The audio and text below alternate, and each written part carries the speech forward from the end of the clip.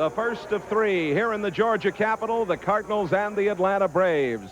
Redbirds start tonight a half game behind the Mets. The Mets are playing 2, and we'll keep you up to date. 78 degrees, very humid though, and we're playing, of course, on a natural field, and as usual this time of the year, there is a chance of thunder showers and rain here. And we're happy to welcome you tonight to Cardinal baseball. This is the 4th game of the road trip, and the Cardinals going tonight with Joaquin Andujar. Andujar tries for the 2nd time this season to win number 20. He'll be opposed by Craig McMurtry. And Mike Shannon, the 2 out of 3 down in Houston was good going. Now you'd like to do just as well here in Georgia. Well, the way the New York club's been playing, Jay, you can't falter at all. When we started this season, I think Whitey Herzog would have said, give me 92 or 94 victories, and I'll take my chances. You can't say that anymore. It's going to take 100 to win this East, it appears. And tonight, of course, Andujar is going to go for number 20. His family's here. It would be a nice place to win it. Yeah, he'll be the first 20-game winner back-to-back on the Cardinals in a long, long time, and the first in the National League in, I believe, 10 years. The last man was the fellow you played with, Mr. Bob Gibson. Yeah, for the Cardinals, and I think Claude Osteen, another fellow that I played with and played against, will be the last time it was done in the National League, something about 1980 or whatever. All right. Well, we'll be back and bring you the starting lineups from here in Atlanta right after these messages.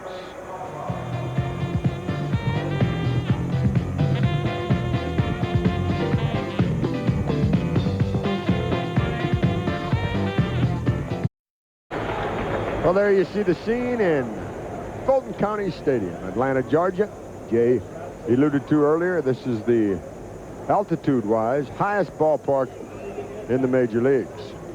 About 1,000 feet above sea level as we're up around Stone Mountain. And that may be where that man, Joaquin Andujar, gets his 20th win of the 1985 season. Here's his supporting cast with Coleman, McGee and Herr, Clark, Van Slyke Porter, Pendleton, Ozzie Smith, and Mr. Andujar, while pitching, will bat 9. The Atlanta club has lost 9 of their last 10. McMurtry was pounded back on May the 30th when he pitched against the Cardinals, and they sent him back to the minor leagues.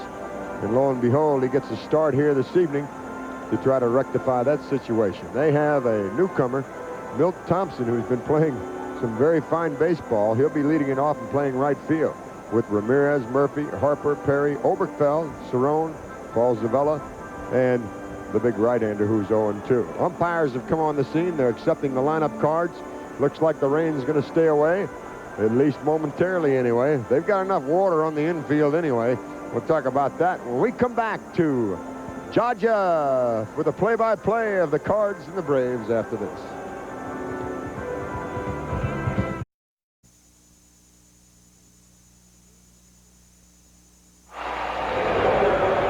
The umpires at home plate, and the same crew that was with us down in Houston has moved on here, and young Steve Ripley will be behind the plate tonight.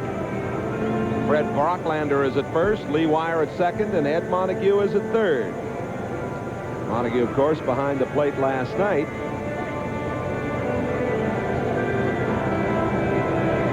That is Bobby Wine, who brought out the lineup card for Eddie Haas. McMurtry getting set. Everywhere we go around the National League, we see Cardinal fans. They stream in with the Cardinal hats and the banners, and this is no different down here in Georgia. A lot of Cardinal fans. The Redbirds had a minor league AAA club here years ago when they played in the park they call PDL, Ponce de Leon. That's right. That was an interesting ballpark, and of course this is an interesting park to say the least also. They call it the launching pad. 330 down the line, and the ball really jumps here. It's a difficult ballpark to pitch in, and here's how the defense stacks up behind McMurtry with Harper, Murphy, and Thompson, the rookie in right. Oberkfell, Ramirez, Zavella, Perry on the infield, and McMurtry and Cerrone, the former Yankee catcher, making up the battery. Got to keep on winning in this National League East. Really something the way this thing is developed. Jay, with the Mets and the Cards, and they just keep going and keep winning. Stay right there. We've been keeping pace for what, about the last 10 days now. It's been very interesting, and it's going to go right to the wire, Mike. I think most observers feel that way about it. McMurtry is from Temple, Texas. Lives in Troy, Texas these days. Talked to Eddie Haas, their manager, before the ball game, and you know, he's come under a lot of criticism down there because his ball club hasn't played well. But when you take a look at his starting pitching, it was just completely devastating. McMurtry, they counted on Pascual Perez, Parker, and they've all been on the disabled list, or they've all been sent back to the minor league in one time or another. You just can't do it when you lose all those starters. And on the other hand, the Redbirds have been able to stay intact and keep that starting rotation just moving right along each week, each month. Well, sit back and relax and enjoy this one with us as Vince Coleman, leading the National League in stolen bases with 83, will lead it off, batting .268. The running Redbirds were held without a stolen base last night. They got only one down in Houston. They have 219 on the season. McMurtry's first pitch is fouled away. This kid's a power pitcher, McMurtry, and when he has his stuff, he can be tough. Once again, when you get a ball club that's reeling like Atlanta, you need to jump on them very quick. Then they say, uh-oh, here we go again. If you don't, and they get on top, they say, hey, we can have some fun now and knock off the contender.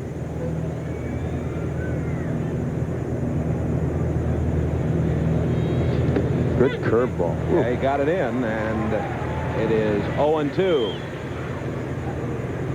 Coleman, the switch hitter. Lovely evening down here in Dixie, isn't it? Yeah, cooled off. Usually it's 100. Yeah, it's a little humid and a threat of showers, of course, but it is very pleasant for this time of the year. Inside, 1 ball and 2 strikes. That's the third pitch that McMurtry has. That was the slider. So he's shown Vince 3 pitches, and he also has a 4th. It's a straight change. Cardinals have a team batting average of .261. They lead the National League in that department. And this is up the middle, and Coleman is on. Wonder if that was a wooden tee he hit that ball off the ground with, or a plastic tee. That thing was right down on the dirt, wasn't it? I like to lay this statistic on you when I can. When Coleman has scored in the first inning, the Cardinals are 25-9 this season. Let's watch this. Watch this swing that Vince just took to get the base hit.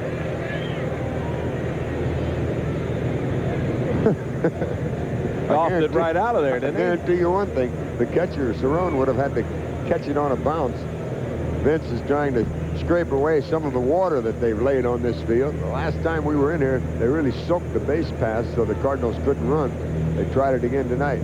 It appears that Vince has everything smoothed out, though, and he'll be running. And McGee stands in and takes outside for a ball. McGee has hit safely in 10 straight, in 25 of his last 30. The National League's leading hitter, .361 the average. McGee inundated by the Atlanta media here prior to the game. Interviews. Everybody wants to visit with this man who is fast becoming a superstar. Gerald Perry is the first baseman for Atlanta tonight. There's some stats on Mr. McGee. And again, a throw over. Fred Brocklander is the first base umpire.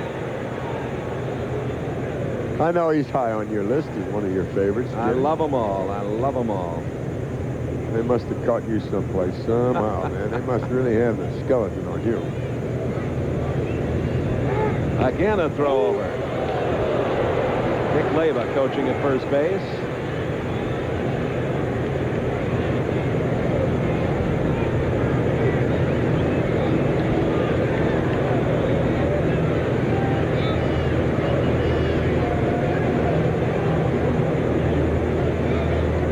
Cardinals have a record of 53-17 when they have scored first in a game. You think Cerrone is set up to throw?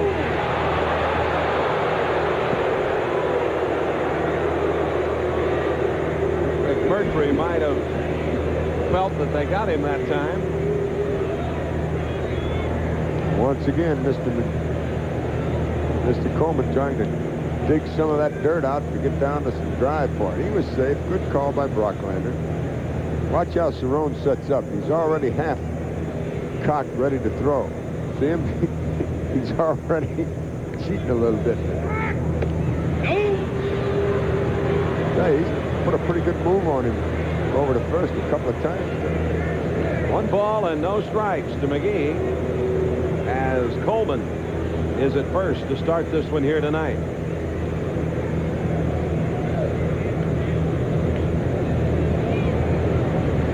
Coleman is not going. It's high, ball 2. The Cardinals 20-13 playing on grass, 38-26 against the Western teams, 48-23 playing night baseball. They're 5-1 against the Braves this season. Coleman was going to go, didn't go. 3-0.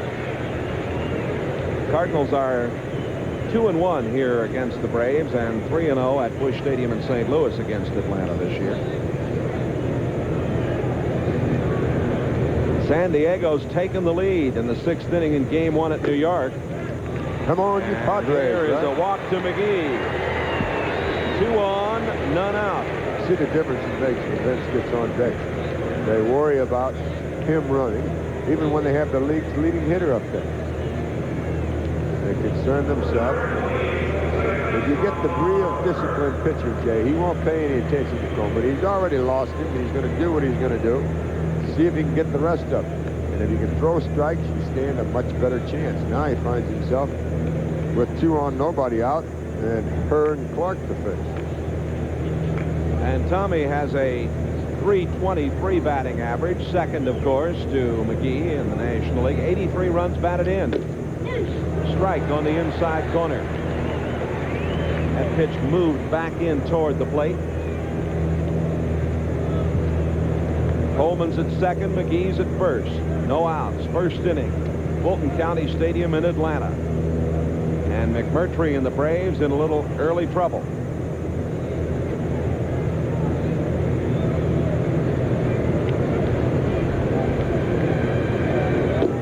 A little low, 1 ball and 1 strike.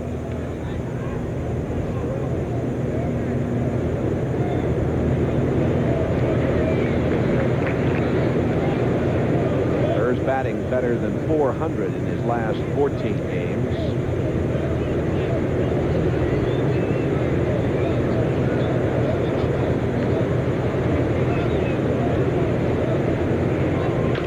Tommy hits one to the right side. They're going to, problems, and the only play is at first. Paul Zavella, the young second baseman, couldn't get it over to the shortstop Ramirez, and as it turns out, Herr is able to move these runners along. Slider up and in. Tommy pulls it to the right side. That ball took a bad hop is what happened. And then as he looked at the shortstop, the ball came out of his hand, and he's fortunate that he got hurt. Here's Jack Clark with 84 runs batted in and a .281 average. Outside for a ball. Cardinals flew here from Houston last night. Rolled in here about 3 o'clock in the morning. Down the right side, Perry, the first baseman, won't have a play.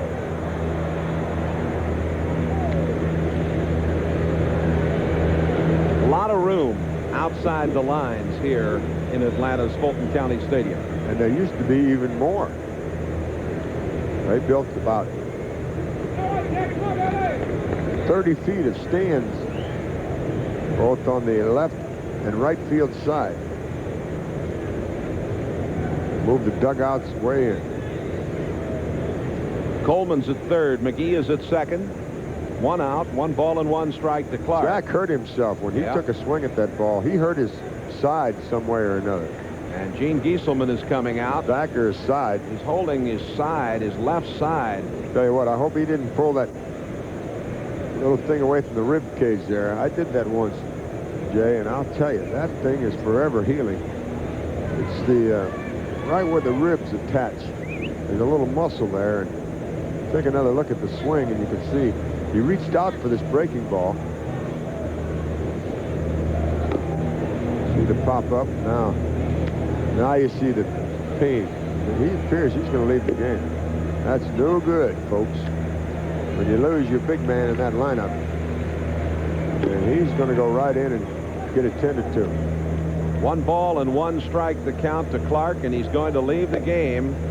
And of course we will get a report. You see Gene Gieselman take him right into the clubhouse, and Mike Jorgensen will be the man. Jorgensen gets the call. Jorgensen worked the big walk last night in the 9th inning.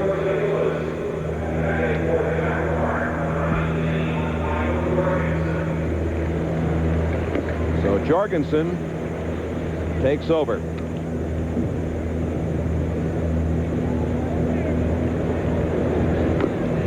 Talking with Tommy Herr last night, he said, boy, in that position last night, he was glad to see a veteran like Jorgensen up there, and he worked that big walk last night. Came up with the game-winning RBI. Jorgensen's batting .225, has no home runs, 6 RBIs. Jack Clark is out of this game. 1 ball and 1 strike with 1 out. Now to Jorgensen. Inside. 2 balls and 1 strike. Never know when you're going to be called upon in this game, and here Jorgensen is relaxing over there, and next thing he knows, he goes up there and he has only 2 strikes rather than 3. Fouled away. 2-2.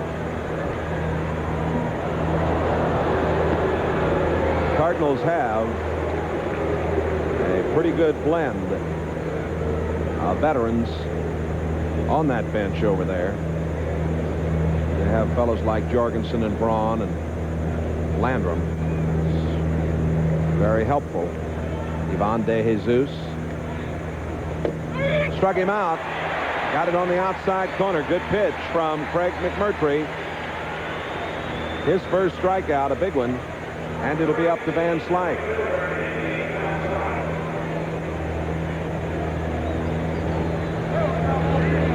So tough pitch for a opposite hitter. In other words, a right-handed pitcher to a left-handed batter, or vice versa. They start the pitch outside. Those batters have a tendency to give up on it.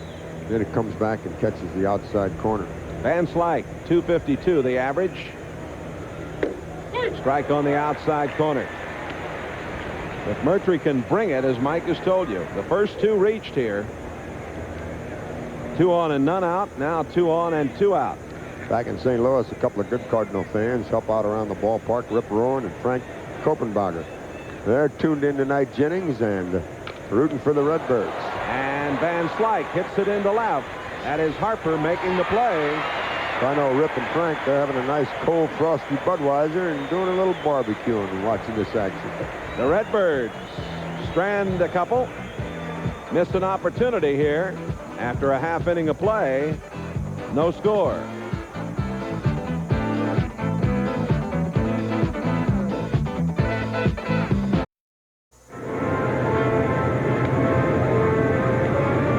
Let's take a look at the Cardinal defense now with Coleman, McGee, Van Slyke to try to cut things down in this small ballpark. Pendleton, Smith, Herr, and instead of Jack Clark being over there, he had to leave because of the injury. Mike Jorgensen will have the duties at first base. Andujar and Porter, the battery, as Joaquin looks for number 20. And Joaquin making a club-high 29th start of the season. His 3rd of the year against Atlanta. 19-7, the record.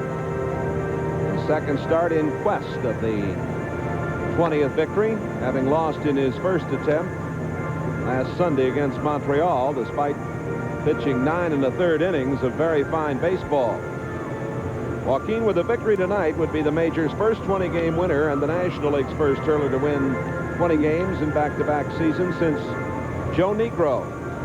He won 21 in 79 and 20 in 80. And the last Cardinal, as we mentioned, to win in 2 straight years, Bob Gibson. He won 20 in 69 and 23 in 70. Milt Thompson has a batting average of .342. Thompson optioned up from the minors, slapped it into left. Thompson with a double. This kid has really been hot since being called up. In fact, since the All-Star break, Jay, he's hit .377. Thompson he jumped on a high fastball. He's from Washington, D.C. Hit .288 at Richmond last year and .303 up with a big club in a short span of time, and he ripped this one, didn't he? Heck of a play by McGee to cut it off before it gets to the wall out there. They're going for 3. Backhands the ball on the run.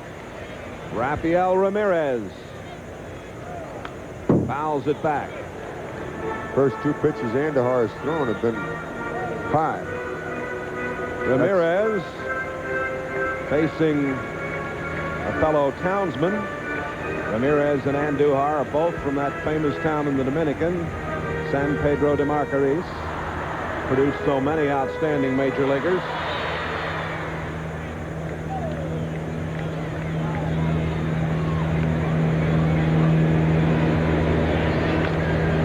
Slap foul. It's off to the right side. A little better pitch that time. The Padres lead the Mets 4-1. First game of the doubleheader at Shea Stadium. Could be a big night for someone. Blue Jays with a 4-2 advantage over the White Sox there in the 5th inning. Right back to Andujar. He holds the runner and throws on. 1 out.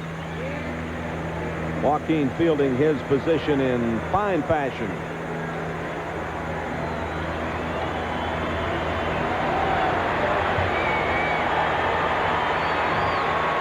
Take a look at this again as the crowd applauds as Dale Murphy comes to the platter.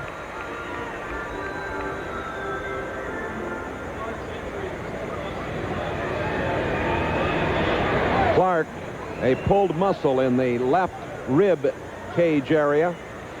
A day-to-day situation. That's the word from the Cardinal clubhouse. Dale Murphy batting .292. And a high chopper. And in time.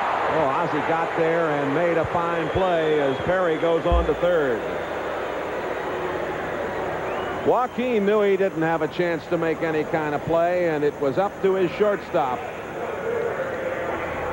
Murphy chopping it over Andujar's head, and he says, I hope somebody can get there. Here comes the Oz, and he nipped him.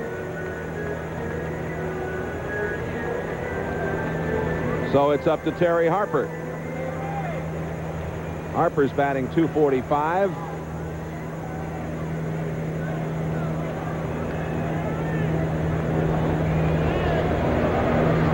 Harper has 59 runs batted in. Murphy leads this club with 89. Pendleton crossed the diamond, and the Atlanta threat goes by the boards. No runs, a hit, no errors, and 1 left. After 1, here in Atlanta, no score at Fulton County Stadium.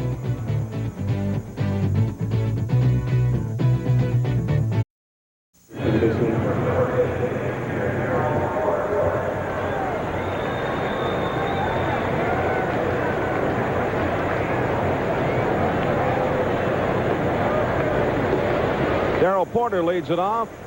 Batting .199, 2nd inning, no score. Both clubs threatened in the first.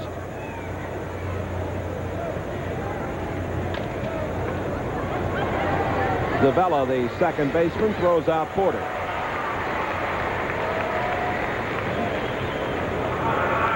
Tonight is the 4th game of a 9-game road trip. 3 in Houston, 3 here in Atlanta, and then 3 in Cincinnati. The Birds will wing their way into the Queen City on the Ohio on Sunday evening. The Cards taking 2 out of 3 from Houston on the first leg of the trip. The Redbirds will follow this 9-game trip up with a 9-game homestand with the same Western Division opponents. Pendleton's batting .217. A little low. Steve Ripley, young umpire. Mike, you like him. You think he's he's got a chance. This very kid. fine. Looks like he's had a fine minor league start.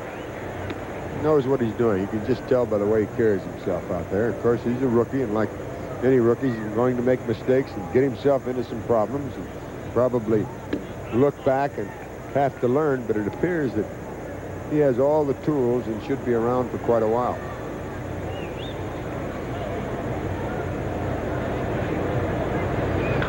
Fouled away. Talking about this road trip, the Cardinals have been victorious on their last 2 road trips. They won 3 of 4 on that recent trip to Philadelphia, and 8 of 14 on that long trip, the longest of the year, to L.A., San Francisco, San Diego, and Chicago. 2-2 to Pendleton, batting with 1 out, no score, second inning. Here's another one for Zuvella. In time. You know, you mentioned last night that yesterday was the anniversary of Roger Maris's 50th home run, and the Maris children are up here tonight watching the Cardinals and the Braves play. They'll be here for the weekend series. Roger Jr. and Richard are here, and I know Roger's listening tonight and watching the ball game. So we'll tell Pat and Roger the kids are here safe and sound. From here on out, though, they're on their own, right? They may think of them as kids. You take a look at them. They're certainly not children. Plus I can Roger, tell you that. 6'6". Oh, boy, are they big kids. I say they're not kids. They're young folks. 266 is Ozzy's batting average. And he is there with 2 gone, and it's 1 ball and 2 strikes.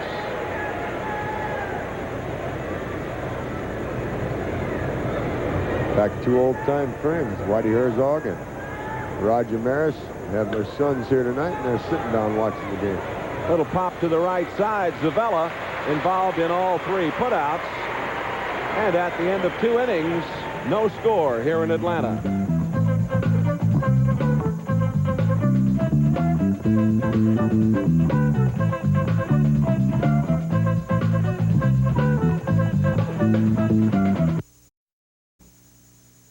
This is KLJB TV Davenport.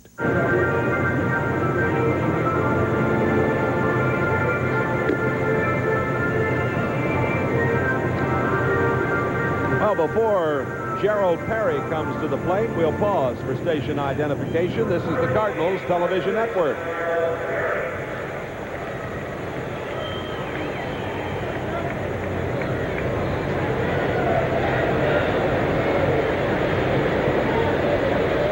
With Mike Shannon, Jay Randolph here in Atlanta. Jack Buck's away on a special assignment tonight. Lou Brock will be joining us a little later on. And Perry takes outside from Andujar. They're televised tomorrow and then again on Sunday. Got a nice interview set up Sunday with the all-time home run king, Henry Aaron. I'm sure the folks will enjoy that. Yeah, join us at 12:30 on Sunday for Cardinal Control and Mike's chat with Hammer and Hank. And we'll try to have Pete Rose for you when we get into Cincinnati. What's that, Monday, Tuesday, and Wednesday? Right, we're on the air each evening at 6:15. Gives us another chance to remind you that the Cardinals have printed up new tickets for those 2 ball games that have been rescheduled. We'll play the Chicago Cubs on September the 5th and September the 9th at Busch Stadium in St. Louis. Night games, both of them, against the Chicago Cubs, and there are some very good box and reserve seats remaining for those 2 dates, the 5th of September and the 9th. If you look on your schedule, they're off days, but not anymore. 2 night games at Busch Stadium with the Chicago Cubs. Andujar ready to come in with a 3-1 pitch. Fouled away and a full count.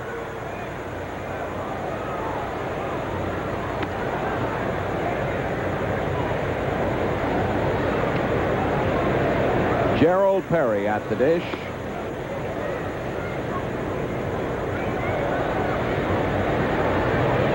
Nephew of Danny Dreesen.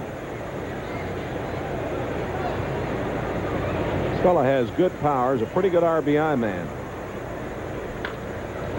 Well, he ripped that one down the left side, foul.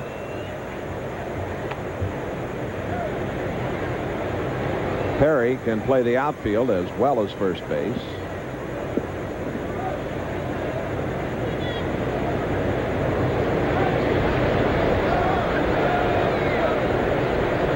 Perry's batting average a meager 198 as he stands in there, and a little broken bat looper into right will fall in front of Van Slyke, and the leadoff man is on once more. Cardinals have had 2 come from behind victories on this road trip. Saturday. Here tomorrow we'll have a night game, and then the afternoon game Sunday. Not for the we carded those last 2 victories, Jennings. Well, they were big wins, no question about Porter's 3-run home run, winning the middle game down in Houston, and then last night the 2 unearned runs in the 9th to pull it out 2-1. Kenny Oberkfell, the former Cardinal.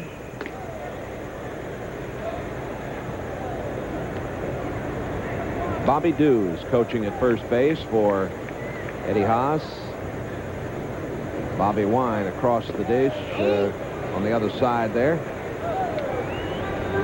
If you're just joining us, Jack Clark had to lead the game first inning. Pulled muscles in the left rib cage area, a day-to-day situation. Runner goes, safe. Stolen base, the 57th of the season for the Braves. They've got nothing to lose down here. Everything to gain. They can play with the Bandit. You talked about that during the Cardinal Control tonight. This is a tough club, and they'll do everything they can to beat you. And they're, you know, loosey-goosey right now. They're not in the race. That's high. 1 ball and 1 strike to Oberkfell.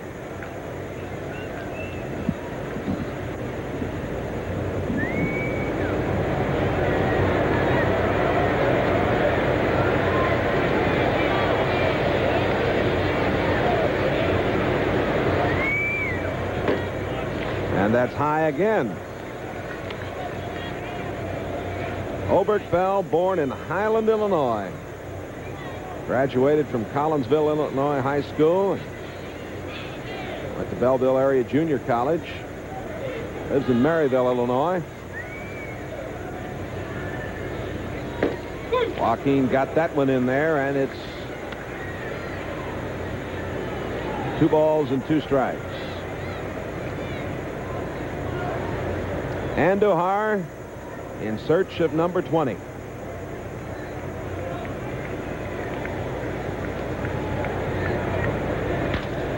Line drive to Ozzie.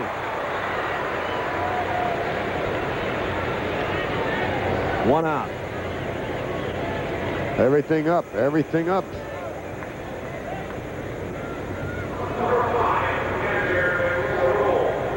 Another look at it. Anything that's belt high is up in this game. Get it any higher than that, it's novel not to come down in the yard. This is Rick Cerrone. Cerrone was on the DL earlier this year. He's doing the catching tonight.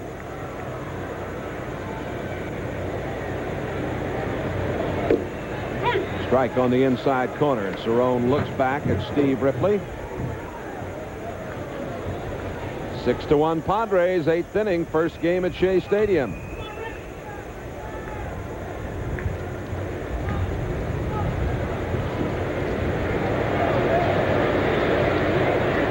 Cerrone obtained from the New York Yankees in December of '84 for minor league pitcher Brian Fisher.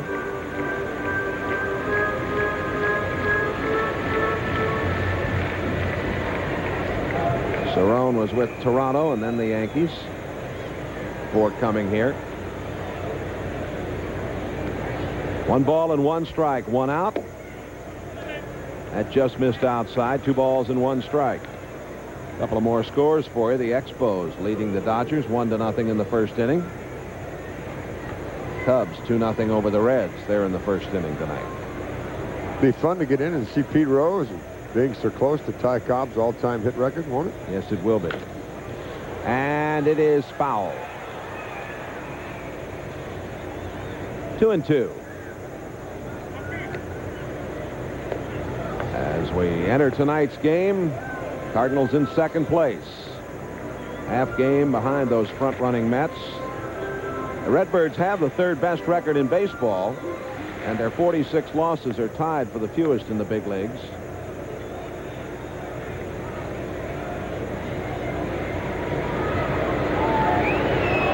Nice crowd here tonight, Fulton County Stadium. It turned out pretty well, yeah.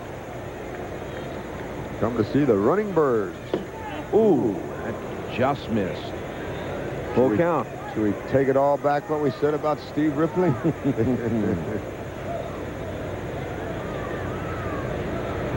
Joaquin with a payoff pitch coming. Perry has singled and stolen second. And now the walk to Cerrone is the first given up by Joaquin. 2 on and 1 out for Paul Zavella, the young infielder.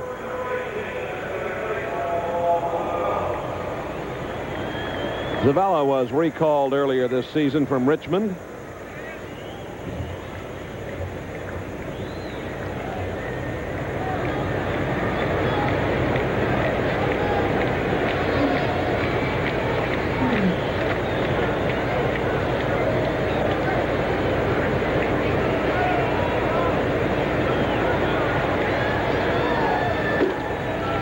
Outside for a ball. Joaquin having a little control problem at this juncture.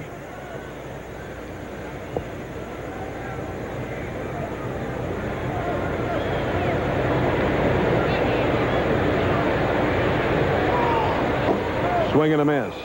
Andujar has yielded 2.64 walks while striking out 3.74 batters per 9 innings this season. If he gets his 20th win today, he'd be on a pace to win 27 this year. Last guy to win 27 was a fellow by the name of Steve Carlton. The 1-1 offering right in there.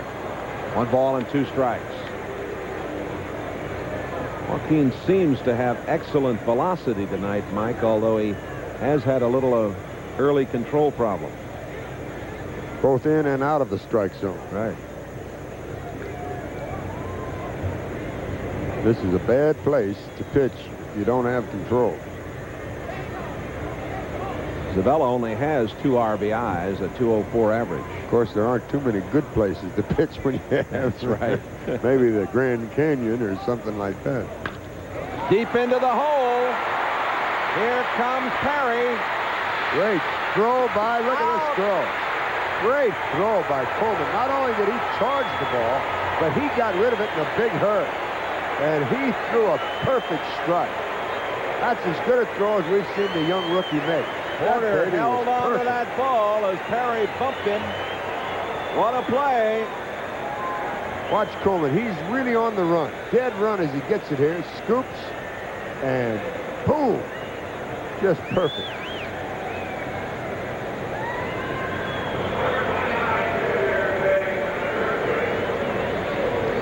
No contact in this game of baseball. Another shot at it. Here's the Watch throw. this perfect throw. I mean, this thing is right. Perfect strike. Boom. And as we come back live, Joaquin has thrown a strike in there to McMurtry. Boy, those are big plays, those defensive shots like that. Plays like that have a lot to do with the momentum in a game. That's foul as McMurtry was trying to bunt one down the left side. Not very good base running by Cerrone. It's a tough play, but Should he have gone to third? especially when he saw the throw being as high as it was.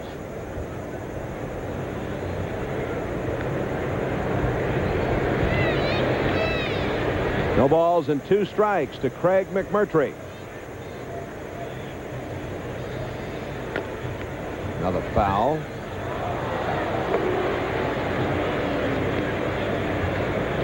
There is McMurtry's offensive statistics, if you want to call them that. But you never know, do you? Tell you what, this guy swings the bat. Big guy, you know. And anytime you swing the bat, you stand a chance.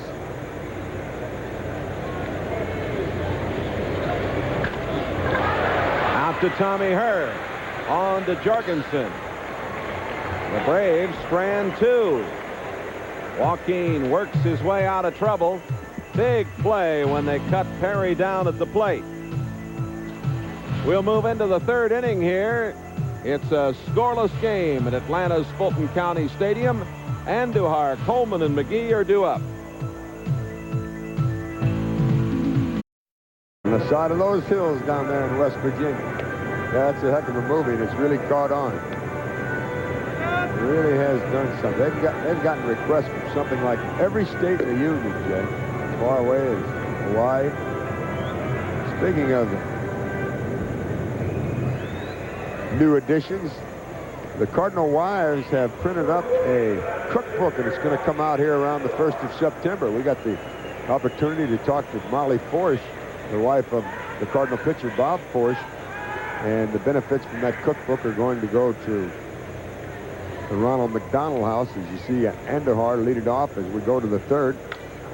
That'll play for the first baseman. Perry in foul territory. 1 pitch, 1 out. I'll tell you, it's an interesting cookbook because they've asked every player on the Cardinal team, excluding one that's come up late. They've all contributed their favorite recipes, when they like to eat it. They have pictures in the book, description of how to fix these particular foods. And even from the single guys. It's going to be a heck of a cookbook, and it all is for the benefit of the Ronald McDonald House, and it comes out right around September. We'll pass that information on to you on how to get it.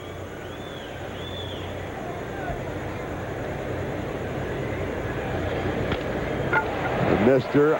Coleman up to his old tricks. Single in the 1st, and he does it again here in the 3rd. 2 for 2 tonight. He gets on a hot streak. He says he likes this time of the year. He got hot for 2 or 3 days and then cooled off. Now he's hot again. Young lady named Myrna Shaw works here for the Braves, and her brother Mark, big Cardinal fan from Effingham, Illinois, celebrating his birthday, and she sends her love. Willie McGee would like to send some Farside headed out of the ballpark to see if Coleman wants to run. Oh, they just barely missed him this time. McMurtry's made it close over there on a number of occasions, and this one is probably the closest of all. Let's take another look. Ooh, very close. And Coleman jammed his hand as he went back a little bit when he came back in there. You have to be durable if you run the bases the way these guys do, and that's what he is. He's strong, put together. Lou Brock will be joining us a little later on. I'm sure he'll have some thoughts about the year Coleman is having. He said he's going to demolish Lou's record. And that'd be an unbelievably amazing feat as a rookie. On Monday, the 2nd, when the Cardinals go against Cincinnati, it's Labor Union night at Busch Stadium. For ticket information, contact Bob Courtcamp at the St. Louis Labor Union office. There he goes. Pitch out. They still don't get it. That ties the record. 220. That's right. 220 stolen bases as a team. Number 84 for Vince Coleman. Cardinals shut that record of 220 in a season last year. They're going to demolish it this season. Oh, a lot of baseball to be played. Take another look. You'll see that the second baseman, Zuvella, doesn't get far enough in front of the bases. far as I'm concerned, and that's the reason. The thrower was behind him, and he was safe. If that thrower would have been on the base, they'd have had him. You can't make any mistakes with Coleman, though.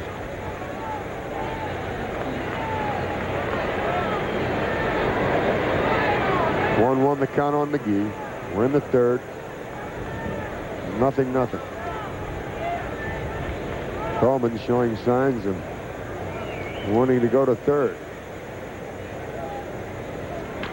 Out of play. Willie McGee. Wednesday, the 4th of September, when the Reds are in town at Busch Stadium, it'll be Kirkwood, Missouri night, one of my favorite communities. And for ticket information, contact Murray Pounds at the Kirkwood Parks and Recreation Department or the United Missouri Bank in Kirkwood. See you all at Busch Stadium that evening, Wednesday the 4th. Willie McGee, born in San Francisco, California, now lives in Richmond, California. He's improved on his .291 average of last season. Has he? Leads the major leagues. As you get a good look at Vince Coleman. McGee in the hole, 1 and 2. Just high with the curve. Willie walked his first time. He's hitting 10 straight games, and in his last 10 games, Jay's batted .579. And now with 155 hits to lead the National League. A hit here would possibly put the Cards on top. McMurtry being bothered by Coleman down at second base.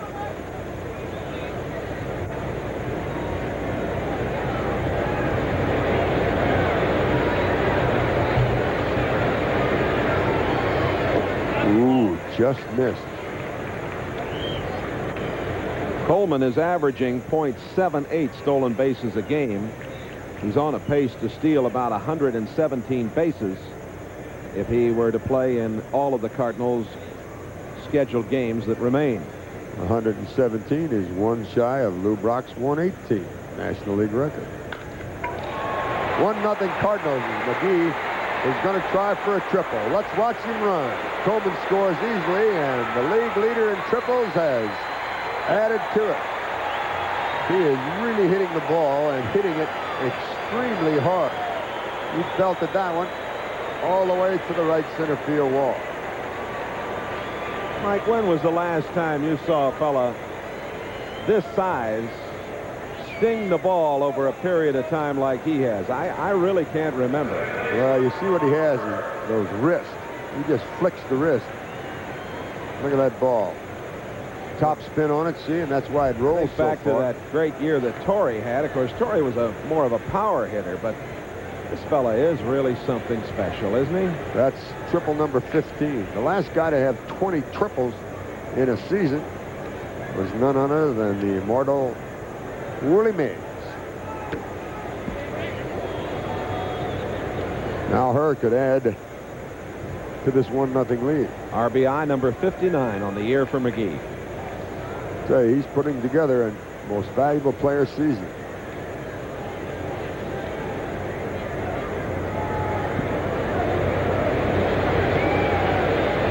A single, a stolen base, an RBI triple, 1-0 Birds.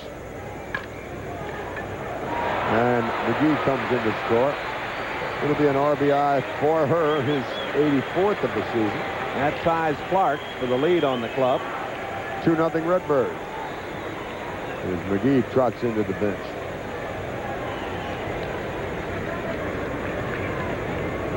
Her hit it right on the nose. Perry did a good job of knocking down the bad hop and takes it himself.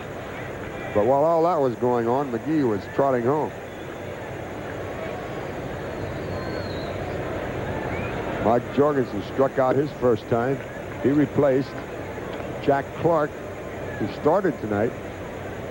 Saw 2 pitches. On the second pitch, he took a swing, pulled the muscles in his rib cage, had to leave the game.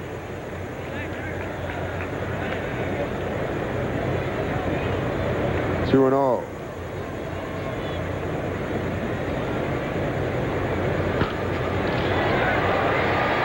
Third hit in the inning, first for Jorgensen tonight. a 2-out single. This inning started with Joaquin popping out. Andy Van Slyke in his last 14 games has batted .271. He has 9 home runs this year. It's a good place to pick up a few.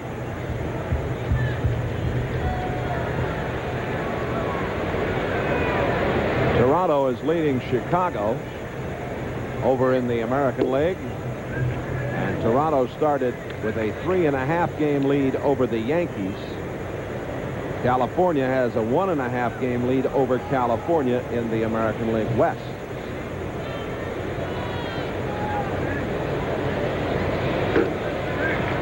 Yankees play at Seattle tonight. Texas is at Kansas City. Detroit at California. Minnesota at Boston. Milwaukee at Cleveland, and the Toronto-Chicago action. A little outside. McMurphy fell behind Jorgensen 2-0, and he paid for it with a hit. Now he's falling behind Van Slyke 3-0. Let's see if they give Andy the green light. Final score, first game of the doubleheader. So the Cardinals and the Mets are now tied for the National League East lead. Identical record. That's got a chance, folks, to get out of here. It is out of here, and we have a 4-0 game as Van Slyke gets the green light on 3-0. Whitey gave him the green light earlier this season on a 3-0 delivery, and he did that, and he does it again here tonight, Jay. RBIs number 40 and 41 for Andy Van Slyke. That was a boomer, Mike. That's what you call hitting them high and long. His 10th home run of the season.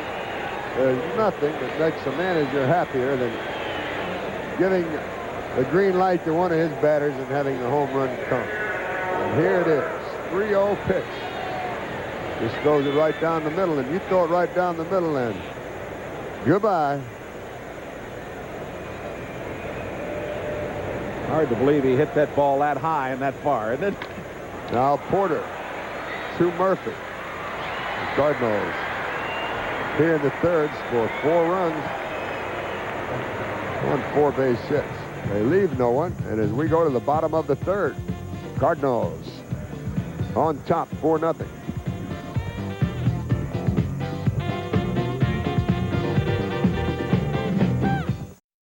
Atlanta club won 88 games back in '83. They were second to L.A.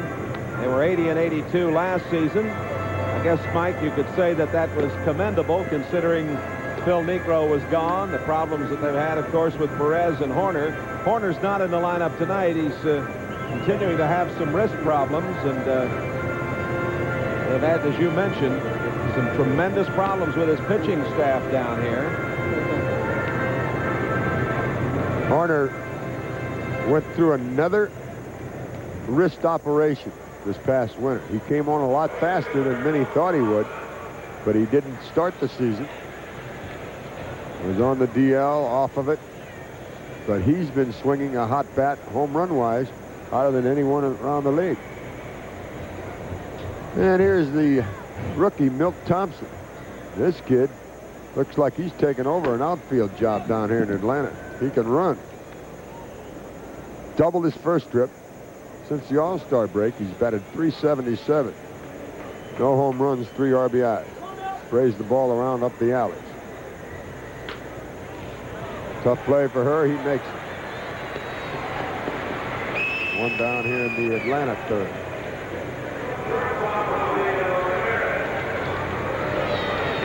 Gentry, Dunnigan, and Ann Russell here. Rooting for the Cards. Would like to say hello to the folks back home.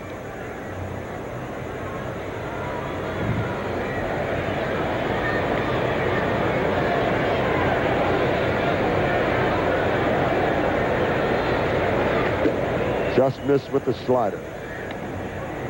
Rafael Ramirez doing a fine job down here for Atlanta as the shortstop. He has a .276 batting mark. Got back to the mound his first trip. Even at 1-1. 4 big runs in the Redbird third.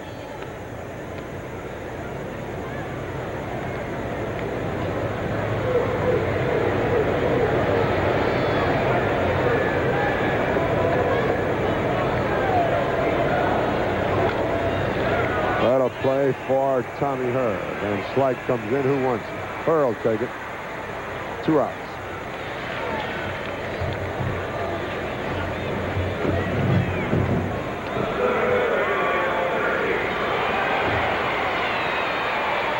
Well, here's a fellow that has not let anything bother him. He just goes along in a methodical manner. And you can see what he's done for the '85 season. One of the best all around for Mr. Murphy. Besides those offensive statistics, he's a very fine outfielder. 33 homers, 89 RBIs, and 292 batting average. Grounded to the shortstop. Ozzy's first trip. He's hit safely in 7 of his last 8 games. He just comes to play, this youngster. Good fastball. Looks like Joaquin's got good movement now. Yeah, you know, earlier, Mike, I alluded to the fact that he had excellent velocity, but it appears that some of the control problems are gone now.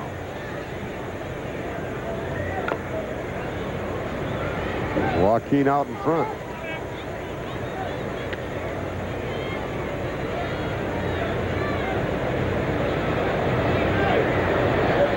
Tell you again, the Cardinals at this moment are tied for first as San Diego defeated New York 6-1 at Shea Stadium in the first of 2. See that good pitch, and you see that good hitter get a base hit off of it. 2-out single from Murphy. Pitch was down, away. He just reached out with those long arms, extended, slipped it into left. Watch this. One hand shot. April Wright from Florence, Alabama, is celebrating her 8th birthday at the ballpark here today. I'd like to wish her great-grandfather, George Broman, who's watching the ball game tonight, a happy birthday. Tomorrow he'll be 94. How about that? All right. That's the game of baseball from 1 to 101. And that comes pretty close on that spectrum, doesn't it? Sure does.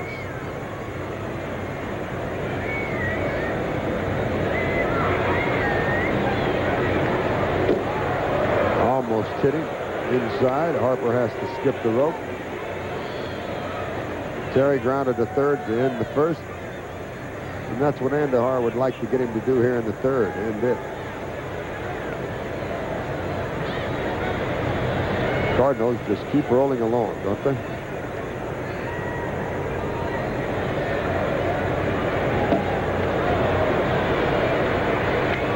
Redbirds come into this action tonight after a 2 of 3 series down in Houston with 72 wins, 46 losses.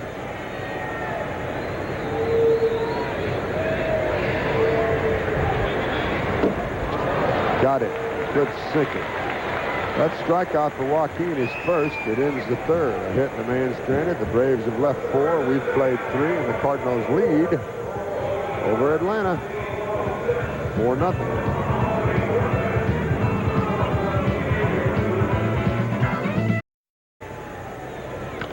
Pendleton fouls it away as we move into the 4th inning here. The Cardinals leading 4-0. 4-5-0 for St. Louis, 0-4-0 for Atlanta.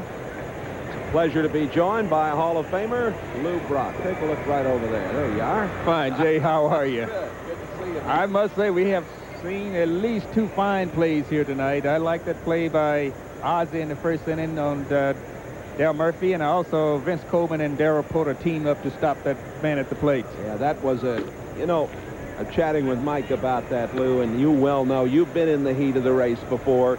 We're coming to the heat of the race right now, and it's interesting to see how people respond.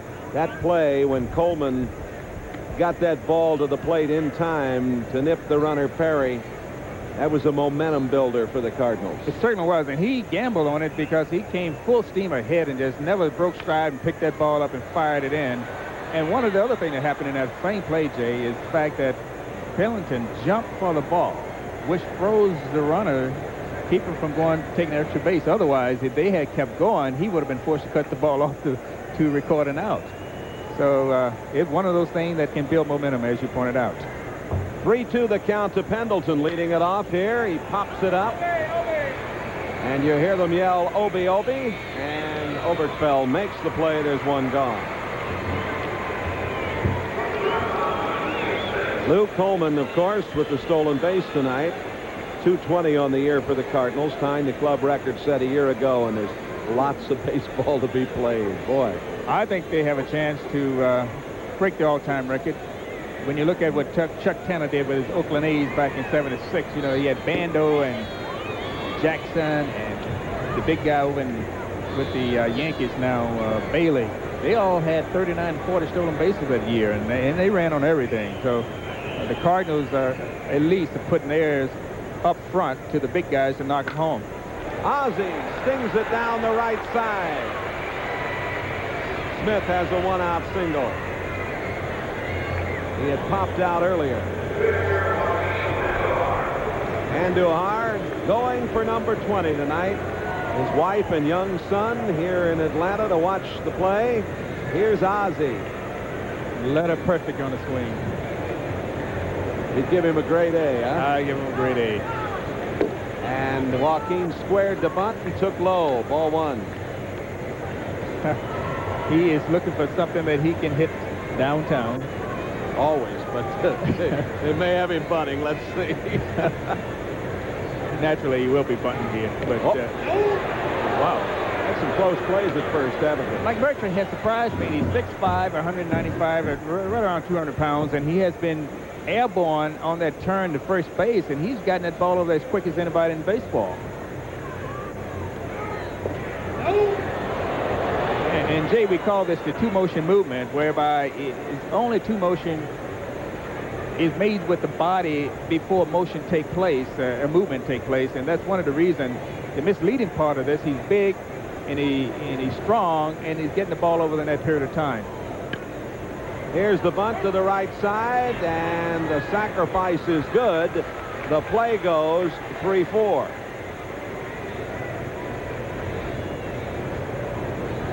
Where we saw Perry pick up that ball, he had some ideas about throwing that ball down to second base. Let's take a look at Ozzie here. Take a look at this. This is not a good bunt. This is something you don't want to do. But Perry had a shot at it, but you see McMurtry came right in front of him, took away any chance that he had, and that's why the throw had to go to first base. Vince Coleman is 2 for 2. Singled, stole a base, and scored. Ozzie's out there at second. The Cardinals leading at 4-0. Fourth inning at Fulton County Stadium in Atlanta, Georgia. A hard, tough infield to play on, Lou. That ball has really, around the infield, or watching them in batting practice, that ball hit around home plate there. It is like Route 66. That Georgia red clay, they pack it down in here, don't they? Oh, yeah. In fact, that's why I'm surprised. You know, you look at this ball club, the guys they got out there now, in their transitional stages, they are trying to bring along some of the youngsters who have pretty good fleet of foot, and they're not utilizing it, bounce around home plate. 1 ball and 1 strike to Coleman.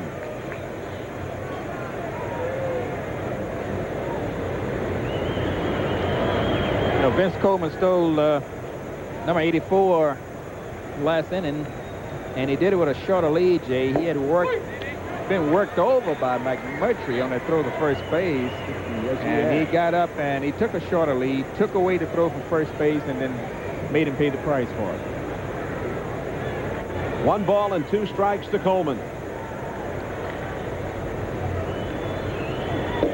Struck him out.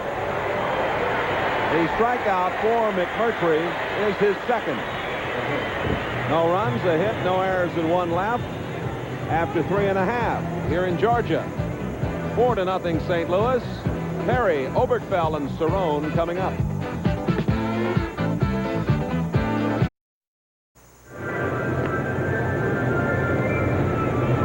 Jay Randolph, Lou Brock is alongside as we go to the bottom of the 4th inning. Perry will lead it off. Lou, this is the first time I've publicly had an opportunity to say what a wonderful job you did at the induction ceremony at Cooperstown. I remember you telling our Mike Bush that you weren't nervous. You'd obviously worked very hard on your remarks, and it was a very memorable time.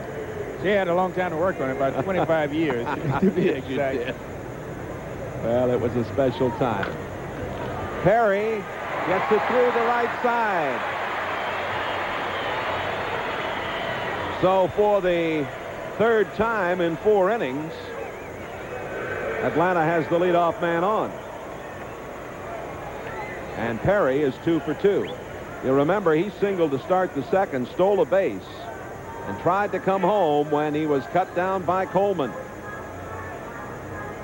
You know, ironically, when I say Perry's not a little person, and he came into Darrell Porter. He hit him hard, and those two guys bounced off each other, and and Porter came up in position ready to fire the ball to the next base. So they were all ready for that particular play. Oberkfell lines it up the middle. Perry goes on to third. They're at the corners with none out. 2 hard hit balls by Perry and Oberkfell start the 4th inning for Atlanta.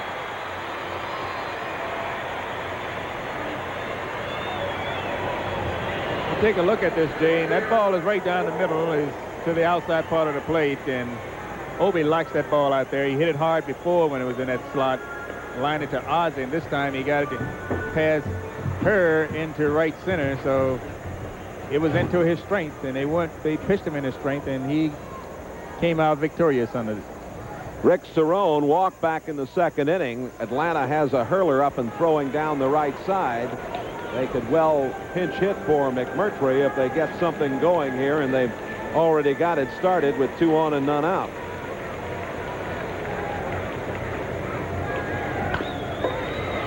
Ozzie has a tough play, makes it. They get 1, they get 2, and the run comes home. Oh, that was a fine double play, and the key, Lou, was that Ozzie was able to get that ball the way he wanted it. Again, Ozzie has, let's take a look at it again. Andujar challenging the hitters, and that big hop forced Ozzie back, and the good judgment that he's exhibiting tonight, and really got in position to feel that ball, to plant himself and throw the ball at the same time, although he was on the end of what we call a bad hop, Jay. It's one of those hops that you can't judge. You cannot wait back. You got to make a decision early, in which Ozzie did, got the ball determined to turn it over for the double play. Zavella takes outside for a ball. He singled back in the 2nd inning. The Braves get a run. No RBI for Cerrone.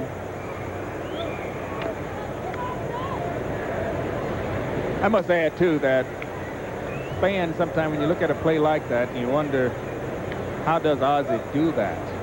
Yeah. And the fact is, he was out here earlier today knowing full well how those balls were going to bounce off that ground, and that's one of the reasons for infield practice.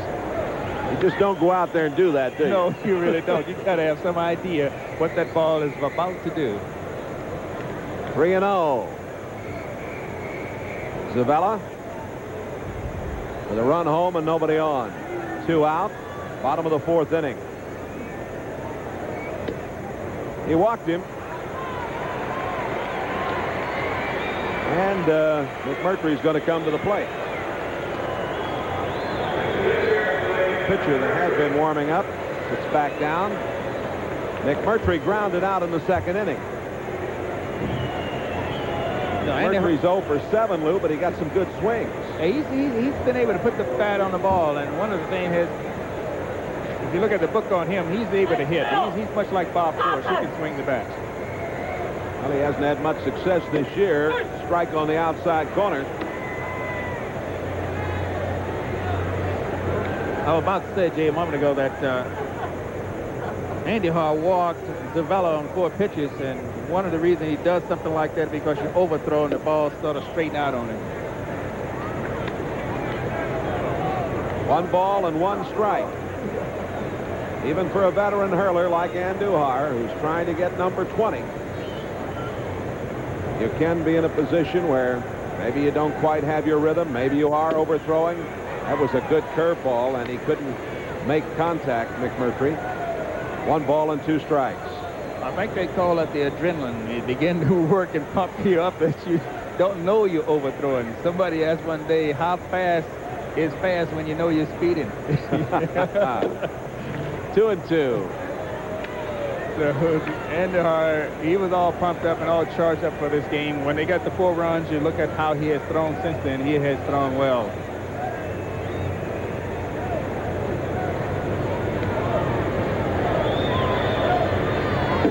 Oh, that must have just been low. Yeah, he worked for that particular pitch. He didn't go his way, but he really worked for it. Threw it in the position that he wanted. In a way, he could back off on this guy and challenge him a little more than he is, because I don't think he's going to be able to pump the ball out of the ballpark. 3-2 to McMurtry. And he struck him out. Foul tip held by Porter. So the Braves break through with a run. After 4, St. Louis 4, Atlanta 1. McGee, Herr, and Jorgensen will be coming up.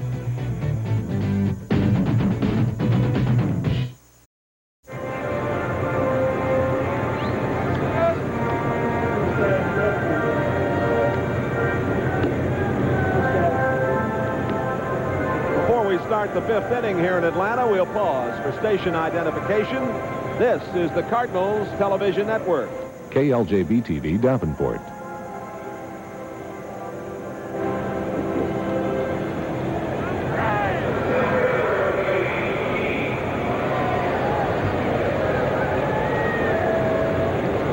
Willie McGee will start it off. Willie, who walked in the 1st, tripled, got an RBI, and scored in the 3rd. McGee's average up to about 362. Takes outside. Make it 363. The computer has just computed it for me. Yeah, I like to see him computerize what has he done with Vince Coleman on base. I would imagine it got to be over 450. They've had some fun, haven't they? Oh, when those two get going, it makes the fireworks really go high in the sky. Yeah, I saw McMurtry trying to work on Coleman, pitched to McGee at the same time. He was certainly overmatched. Well, these two fellas get so much going out there that it's tough to concentrate. Cubs and the Reds are in the 5th, tied 2-2. The Cardinals will play 3 here and then go on to Cincinnati for 3.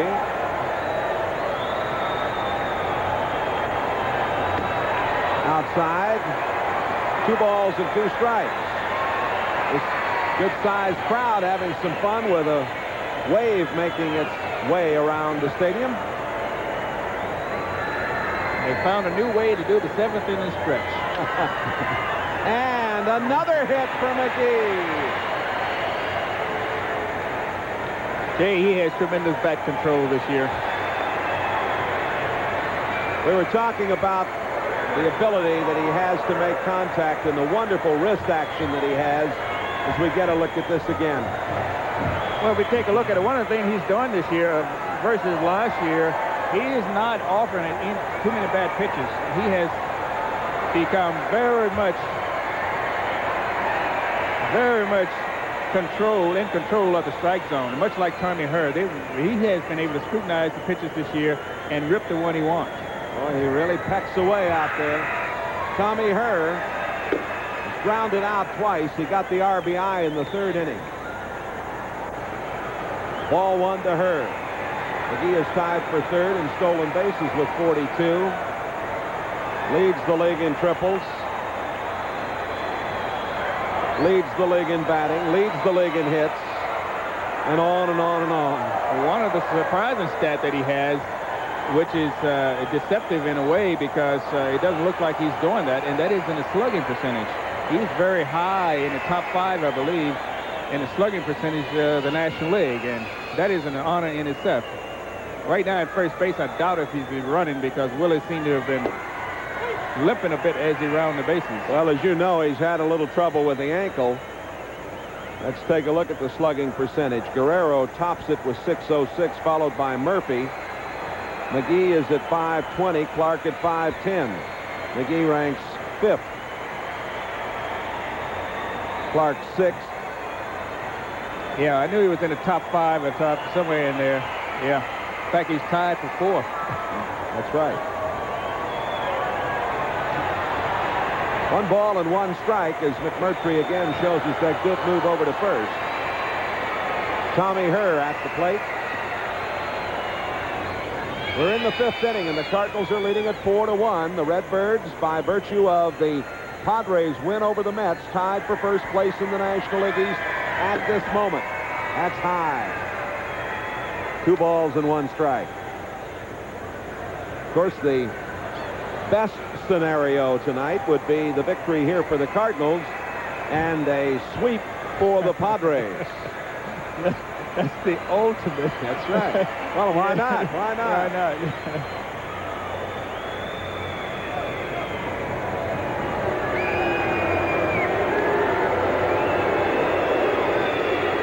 McGee scampers back. Here's a guy, McMurtry, who has good stuff. The Braves have been a mystery to the Braves in as much as he's been inconsistent, but he can really pop that fastball. Got a good slow curveball to keep the hitters off stride, and yet he has not been able to win. McGee is running. The only play is at first. Oh, McGee is down there at second as Herr grounds out for the 3rd time. Here's Mike Jorgensen. Jorgensen took over in the 1st inning when Clark pulled a muscle in his left rib cage. We'll report again what we've been told, that it'll be a day-to-day situation. Tommy went down and got that low pitch. One of the reasons he had to do that, Jay, was the fact that the hit and run was on, so he had to make contact with the ball. McGee broke for the base, so second base was not under a steal type of a break. Jorgensen takes high for a ball, and Jorgie struck out in the 1st. He inherited a 1-1 count at the time, and then he singled in the 3rd. Yeah, I didn't think Jorgie was ready to inherit that situation in the 1st inning. That curveball on the outside corner just really wiped him out. It was too much for him to handle. But when he came back to bat, the 2nd time at the bat, he took control with the bat. Giants lead the Phillies 1-0, 3rd inning. Red Sox leading the Twins in the 3rd. Fouled away. Jorgensen, a fine veteran player. He's been around. He's the kind of fellow, as I mentioned earlier, can be a lot of help to the Redbirds down the stretch. Fellows that have been in the heat know what it's like as you go to the wire in a pennant race or in a division race. 2 balls and 1 strike.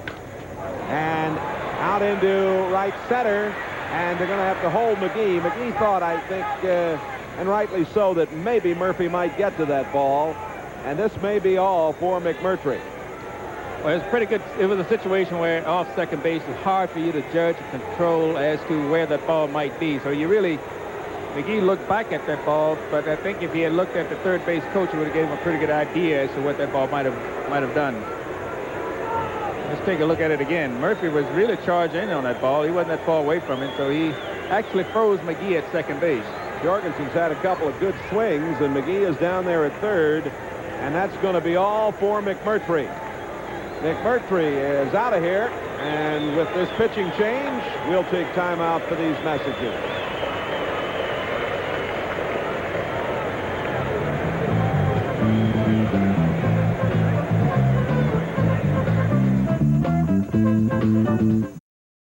We just got word, as a precautionary matter, Jack Clark will be flying home to St. Louis for an examination by Dr. Stan London, and it's hoped that he'll be back here tomorrow night, but they want him to get home and have Dr. London take a look at him in the morning. Well, of course, Big Jack Clark is important to the Cardinals down the stretch, and the fact is that you're going to need him, and they like to know to what extent he's really injured, and so I think it's a smart move on their part. Here is Jeff Detman now in relief, and the pitch coming into Van Slyke, who hit the 2-run homer in the 3rd after flying out to left in the 1st. Strike 1 to Andy. McGee is at 3rd. Jorgensen at 1st. Dedman, a big guy from Torrance, California. He was 4-3 at Atlanta last year and 1-2 at Richmond. Had an 8.10 ERA at Richmond. Dedman acquired in the first round of the secondary phase of the '80 draft. And a double play. Ramirez had a little trouble with a high hop, but he got to second base in time and then threw on to Gerald Perry. So Dedman comes in and puts out the fire, and we have played 4.5 innings. Cardinals lead at 4-1. Thompson, Ramirez, and Murphy coming up for the Braves.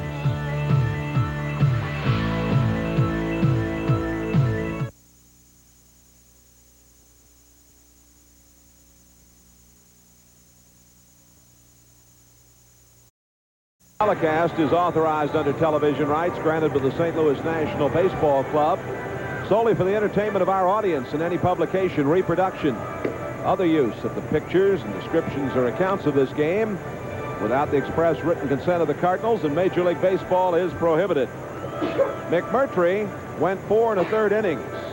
He gave up 4 runs on 8 hits. He struck out 2 and walked 1. Dedman came on, got the job done. Milt Thompson leading it off against Andujar in the 5th, fouls it back. Thompson doubled, was stranded at 3rd in the 1st, grounded out in the 3rd. Jay, he's proven he's a first ball hitter. He has gone up there every time and pumped on the first pitch. The first inning, line a double and left center. Last time up, hit a ball good to Tommy Herr, who made a good play on it. And you saw him just now and took a good swing on the first pitch a moment ago. That one's inside.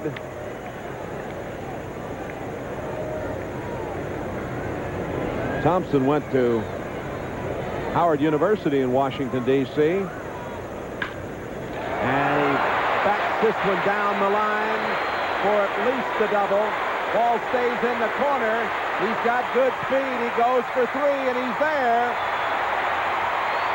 Well, Van Slyke couldn't do much with that ball. It didn't come out of the corner for him. Just got by Jorgensen's outstretched glove.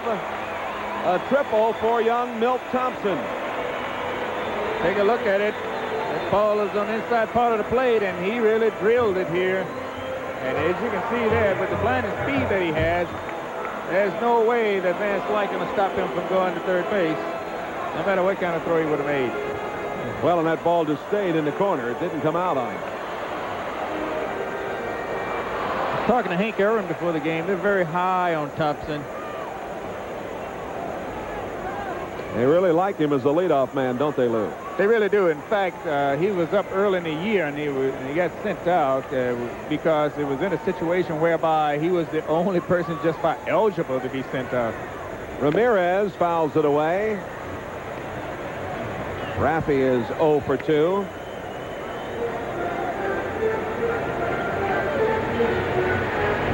This Ramirez was an outfielder.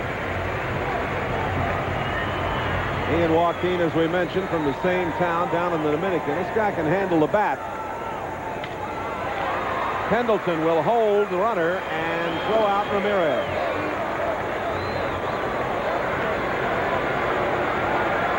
And the crowd comes alive for Murphy. Yeah, well, they know this is the one that you're going to ride to the...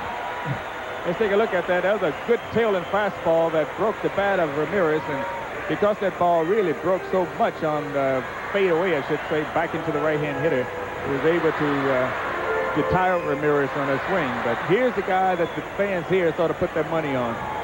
Murphy is grounded out and singled. And into center field. McGee is there. Thompson trots home, 4-2. RBI number 90 on the year for Murphy. Sacrifice fly to center.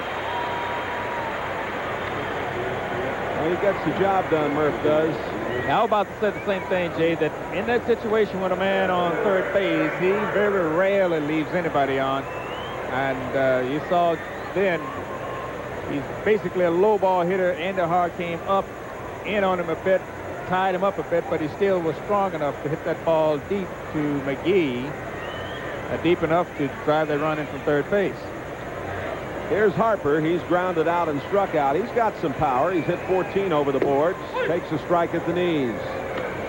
He's been one of the bright spots for the Braves here and this year. Although his batting average is only about 245, but he has hit for power and has been able to knock in runs. That's just shot by Ozzie. And the hits are even now in this game at 8 apiece. And the Braves have been hitting some shots off Mr. Andujar. Well, they're making a charge at him, and they're really coming on strong because he has not fooled anybody in the last 2 innings, and so they're getting good wood on the ball. There are Joaquin's pitches. At the end of the first quarter, the Cardinals and the Pittsburgh Steelers, the third preseason game of the year for those clubs, are scoreless. Steelers under Chuck Noll, and the Cardinals, of course, under Jim Hannafin, scoreless after 1 quarter of play. 4-2 St. Louis. We're in the bottom of the 5th inning. Perry takes a strike. Perry is 2 for 2. Scored in the 4th, was cut down at the plate in the 2nd. It was a big play at the time. It would give the Braves the lead. Instead, the Cardinals were able to jump out on top with 4 runs in the 3rd. Just outside. 1 and 2. 2 out. A run home here in the 5th for the Braves. Andujar going for number 20.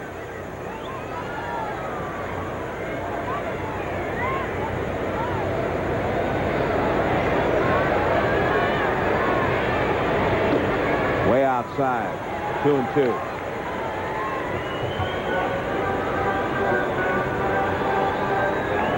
Good crowd sitting in, enjoying the action. And a lot of Cardinal fans are here.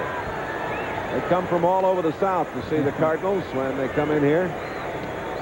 Yeah, a lot of people in from St. Louis, Jay, this weekend to watch the Cards play.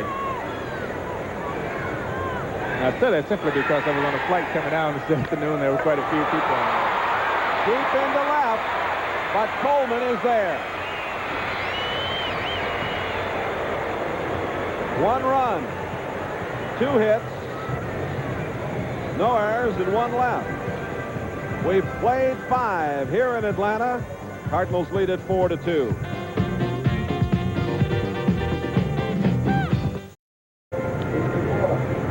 Well, we talked about the Cardinal fans too. There they are. Go Cards. And Yeah. Look at the guy in the middle of your screen there. Or is that a gal? I think it is. Yeah, it is a lady. She has got herself a Cardinal uniform. That is a Cardinal. It looked like Fred Bird's sister. Porter will lead it off. Into the 6th inning we go. The Cardinals lead at 4-2. The second game at Shea Stadium is just getting underway. San Diego won the first game over the Mets 6-1. Porter has grounded out and flied to center. We need some more runs. Yeah, I have said it so many times here. Mike has said it so many times here. Jack has said it so many times. You never have enough in Atlanta. Well, the fact is that the Braves are making a strong charge at Andujar in the last 2 innings, and of course the Cardinals didn't cash in on their last chance opportunity in the last inning, so we need to mount up another one here. 2 balls and 1 strike to Darrell Porter. Porter's been a very important factor since coming back off the DL. He's had a lot of big hits. Well, one of the things that has played well for him is that when he was having this problem, the kid Nieto stepped in and did a job, and when Nieto began to fade off in terms of whether he was tired from the number of games he played or what have you, Porter has stepped back in and picked up the slack. And as you know, he's changed his batting stance, much more straight away. And a walk to Porter to start the 6th inning. That is the first walk given up by Dedman, who came in the 5th in relief of McMurtry. Oh, I never noticed that. That's probably why he doesn't swing as hard as he used to. Well, they made that change. Johnny Lewis, your old friend, worked with him a great deal, and you remember Darrell was very open. Oh, yes. And really now open. they've squared him away and made a move with his feet, squared him around. Pendleton 0 for 2.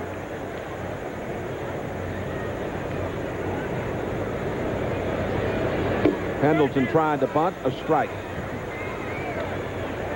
Perry holding there at first base. Nick Leyva, the coach. You know, Pendleton got to be saying, why me? Because he tried to bunt that ball and missed it completely. And when you're having an off year, even little things like that do not go your way.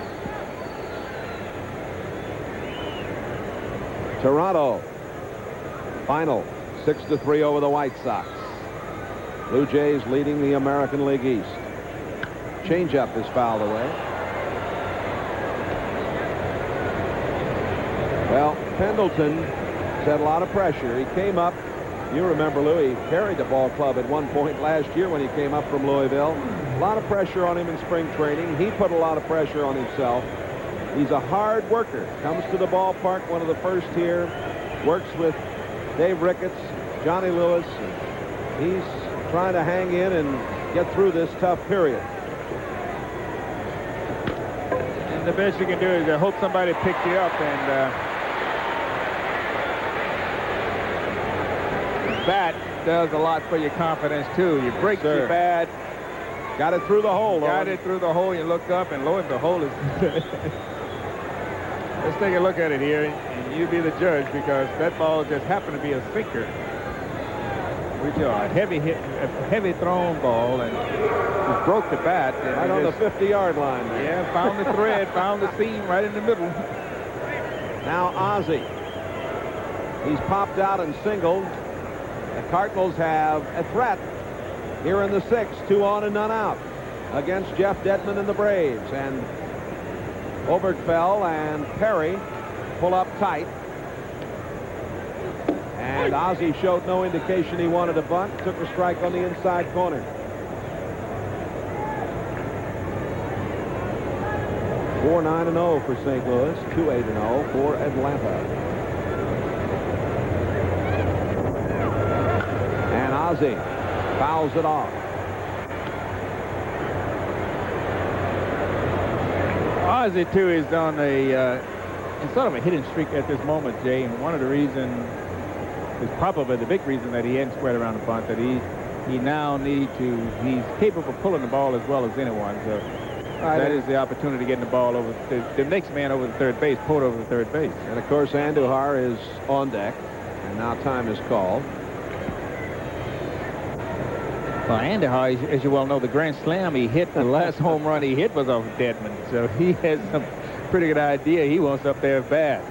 Suppose he's thinking about that standing over there right now. Oh, he knows about it. 1 ball and 2 strikes to the Cardinal shortstop. However, he hit it bad in the left-handed, and it will be interesting to find out what side of the plate will he go against Dedman this time.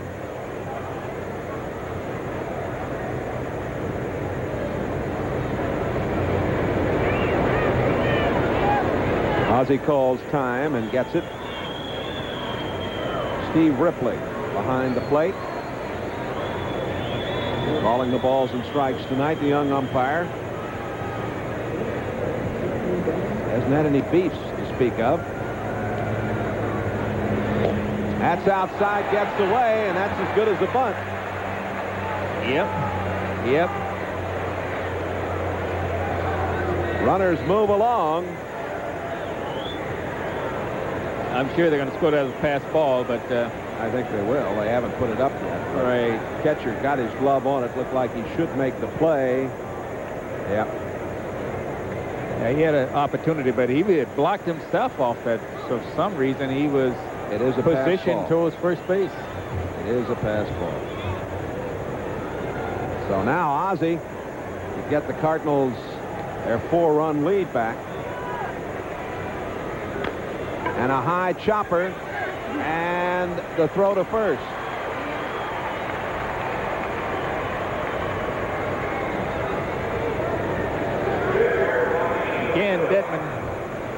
threw the pitch he had to make, and he made it. Forced Ozzie to bounce it into the dirt. Joaquin looking down at Hal Lanier, the third base coach. 2 on and 1 out. Now, if that same ball were to be hit, Jay, Porter certainly would be coming in. That with nobody out, they were holding, but with 1 out, they were sending. Joaquin had a cut as Dedman took a little something off of it. Joaquin, as you see, batting right-handed. You never know with him.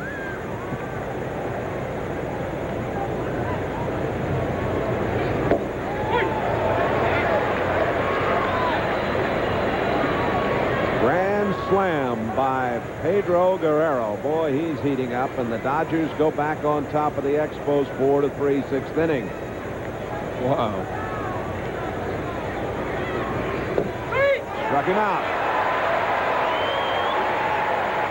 First strikeout for Dedman, and it'll be up to Coleman. Well, Porter walked. Pendleton singled. Pass ball got him to second and third, and there were none out, and now there are 2 out. Well, they have not been able to cash in on those kind of situations in the last 2 or 3 weeks. And that's one of the things that the Cardinals were doing so well at the start of the season. Coleman is 2 for 3.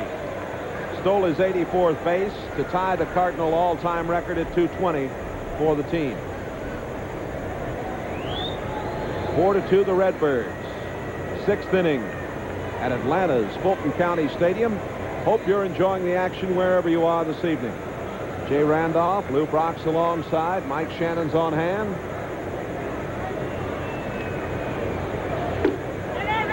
Outside, ball 1.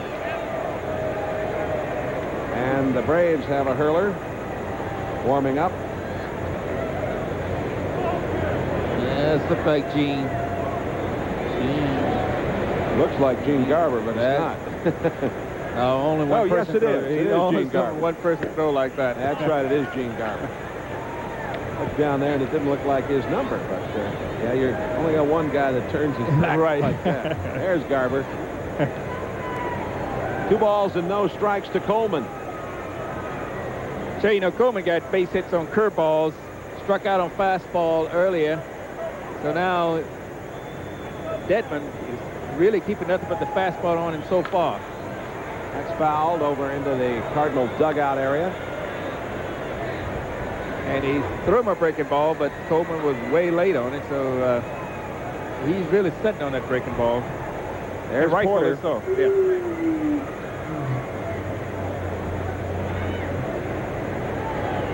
Pendleton out there at second. You've been surprised at Coleman's ability to continue to get on base, Lou? No, he has speed. He has pretty good bat control. He'll have his problem for a while, but as long as he stays there and defends that ball off, someone will get in there. And so far, you've never seen this kid really on the offense with the bat. If you watch him in batting practice, he can hit a ball as far as anybody. Now he's on offense, and in the game, he's still a little protective. Rightfully so, because he hadn't been here, and so he will learn how to hit and will hit better than he is You like now. his chances over the long haul, don't you? Oh, indeed. 2 balls, 2 strikes, 2 on, 2 out. 6th inning, 4-2 Cardinals. And Dedman gets Coleman. Boy, he got out of a big jam there. Runners at second and third and none out. And the Redbirds strand them. No runs. 1 hit. The walk to Porter after 5.5. 4-2 Cardinals.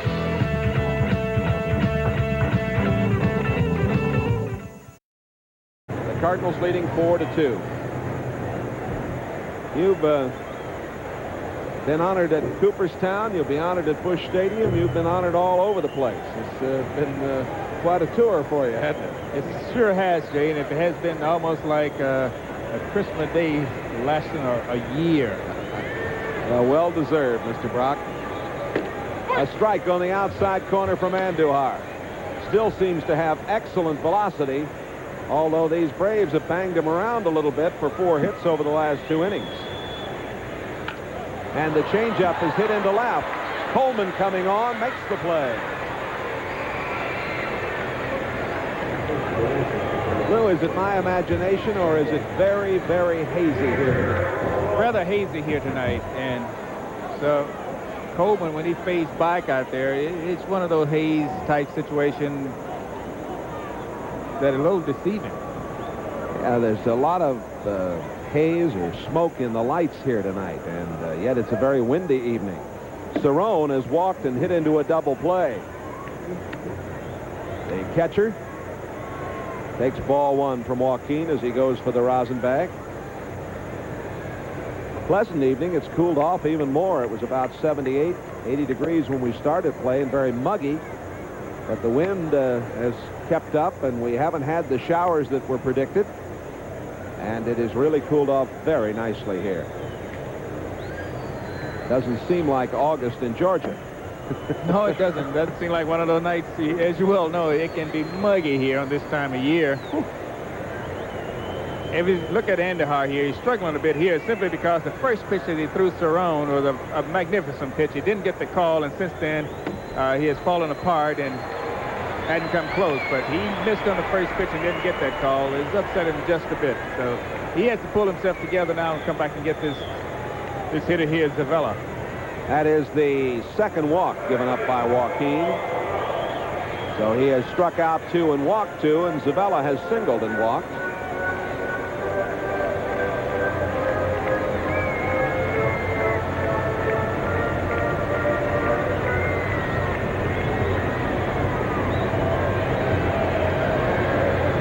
See, just looking at Andujar walks here in this ball game. Joaquin to first in time, the only play that he had. He looked to second.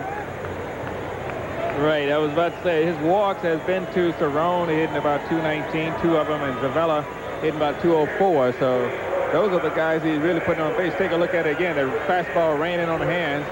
Andujar had some ideas about second base. He almost let it go, but instead threw out Zavella at first base. And Chris Chambliss, the veteran first baseman here, batting only .216. 14 RBIs and a home run, is the pinch hitter. Chambliss, of course, had some great years with the Yankees.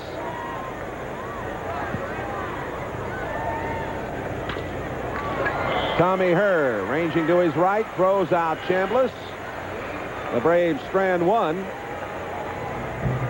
after 6 full at Fulton County Stadium in Atlanta. St. Louis 4, Atlanta 2. And coming up, Herr and Jorgensen for the Cardinals.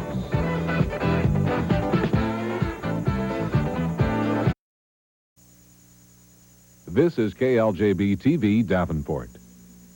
Well, a new pitcher for the Braves following McMurtry and Detman to the hill is the veteran Gene Garber, the side-wheeler. Detman went 1 2/3, gave up no runs on 2 hits. He struck out 2 and walked 1. So Garber will face the Cardinals here in the 7th with McGee, Herr, and Jorgensen due. There you look at Garber's statistics. In case you're just joining us, it's 4-2 St. Louis. Jack Clark injured in the first inning. A pulled muscle in his left rib cage.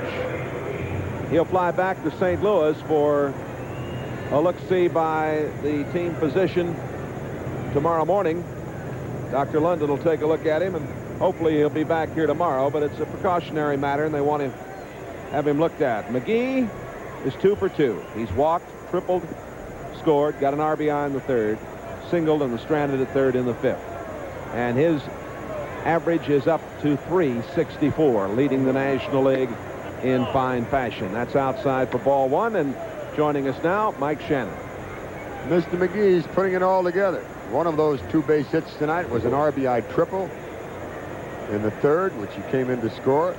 That triple is 15th this season, 5 away from that coveted 20. Last man to do that was Willie Mays back in 1957. Add another one to Mr. McGee's total. He is like a machine. It's like he's got it on a string out there, Just doesn't he? boom, bang, everywhere it goes, on a line. Single in the 5th, singles again leading off the 7th. After the triple, he's been on base 4 times. Just boom, man, everything. You see those wrists, Jay, when we talk about Yep.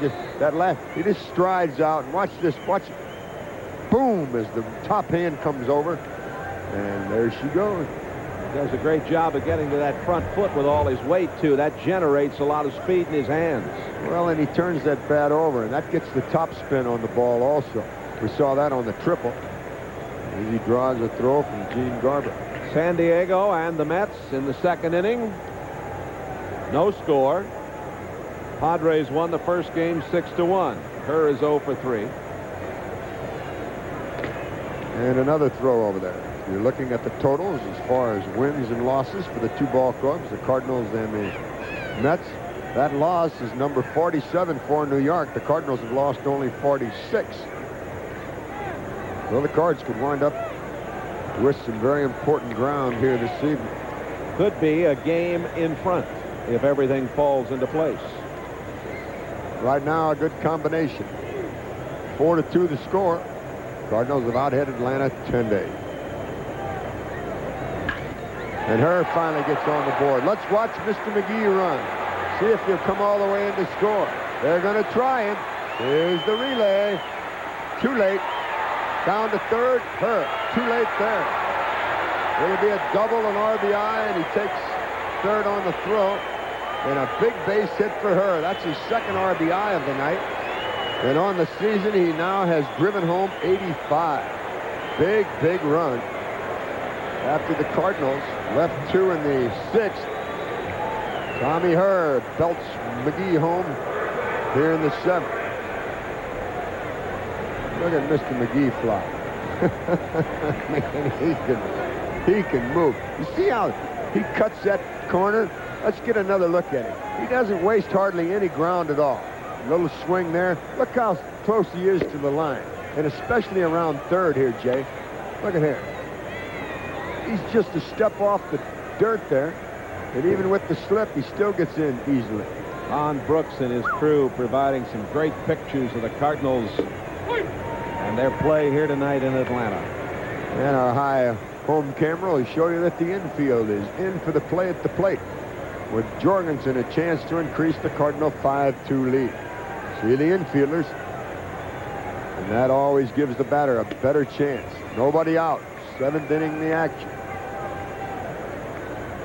Redbirds trying to continue their dominance of this Western Division. And in this club, particularly, they're 5-1. Up the middle, great play by Zuvella. I mean, some play. He robs Jorgensen of a base hit. Well, did he handle a glove there? Jorgie, 2 hits tonight, 2 for 4. A heck of a play by the 2nd baseman. Watch this. He really did a job coming up with that ball. Moving well laterally. Backhands the ball. Now it's Andy Van Slyke. Andy flied to left in the 1st, hit a 2-run homer on a 3-0 pitch in the 3rd, grounded into a double play in the 5th. Infield's still in.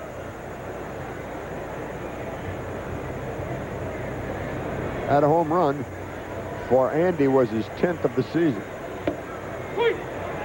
Slider just in on the corner.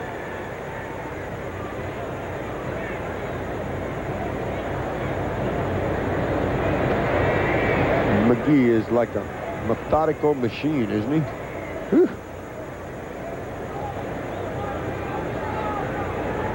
On base 4 times tonight. He scored twice.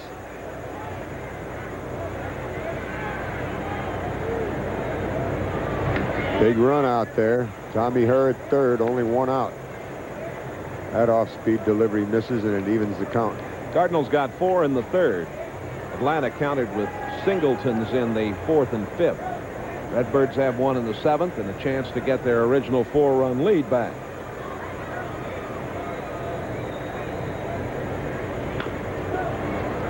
There's the changeup. Garber has a pretty good changeup, especially when you consider that motion.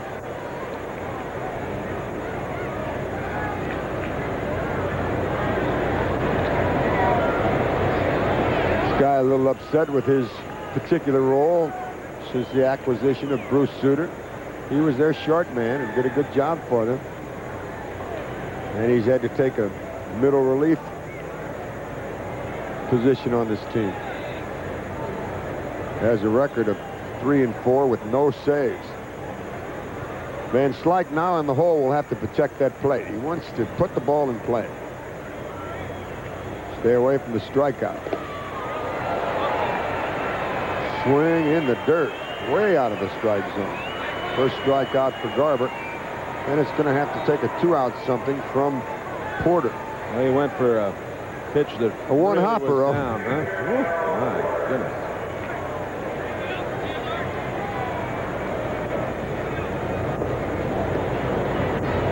Now the infield moves back.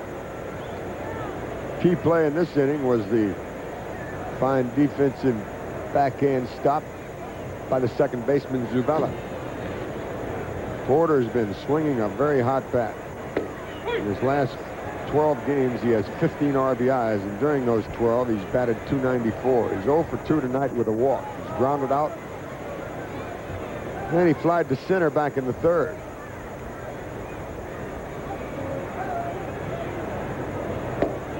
One and one now with that sinker missing low and away. Good crowd down here this evening, and a lovely, cool, brisk evening.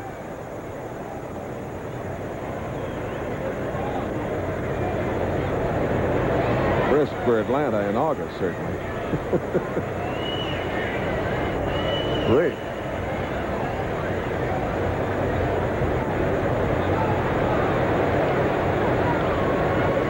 Errol Porter from Joplin, Missouri. Twice on the disabled list this season, but back healthy now and playing on an everyday basis.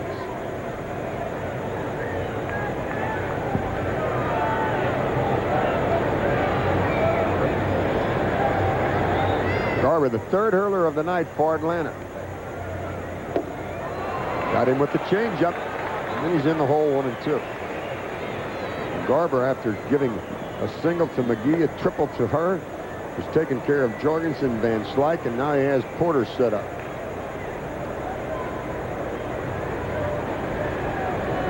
Minnesota and Boston tied 2-2. Rangers on top of the Royals in the fourth, 1-0. Another changeup and a second strikeout. 1 run, 2 hits, 1 left. Cards have stranded 7. 7th inning stretch time in Dixie. Cardinals on top, 5-2.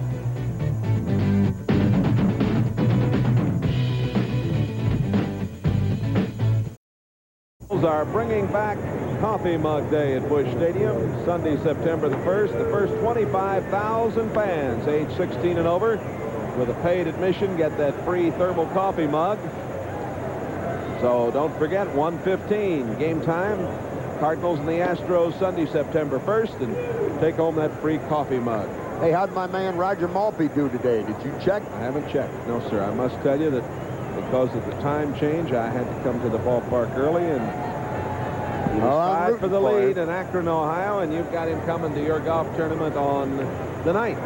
9th of September out at Norwood Hills Country Club. If you'd like to join us, benefit of CBC High School in St. Louis, we'll have some fun. Got the folks coming in from Kansas and all over. Murfreesboro folks will be up also. Ray Burrows in the bunch. Tough play for Joaquin. Can't make it. The third hit of the night for Milt Thompson. This kid looks like a comer. And that bunt single gives him a single, double, a triple, a run scored. Perfect drag bunt. You've got to get it by the pitcher. If you do that, you stand a heck of a chance. And not only did he get it by the pitcher, but he gets to the base before Joaquin. That'll bring in Ramirez. Redbirds need the double play ball. Ramirez tonight is 0 for 3. The bullpen's going to get busy. Andujar trying for his 20th of the season. Thompson can steal the base also. He's pilfered 5. He's batting Over 380 since the All-Star break, that rookie. He's a good-looking young player. He really is. Just back in. You see Bobby Dews, first base coach.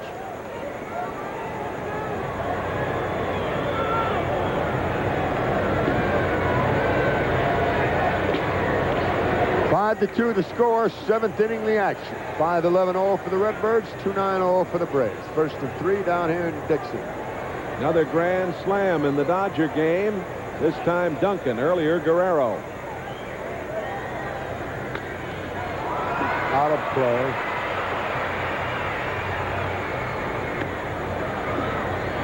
They're putting it together out in Los Angeles, aren't they? Yeah. They're putting together where they're playing in Montreal tonight. Wherever they go, they put it together. Remember back in May when Guerrero and Los Angeles was struggling? There was talk about Guerrero being traded. Overweight, out of shape. I haven't heard much of that lately. Just missed inside. 1-1 the count.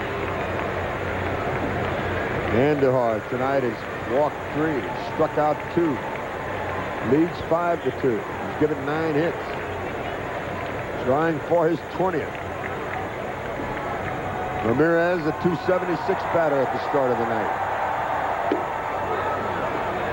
Slider, but you don't want to throw it up there. He got away with that pitch.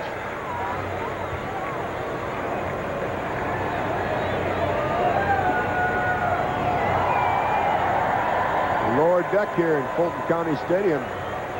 They're near at capacity this evening. Ooh, he just missed.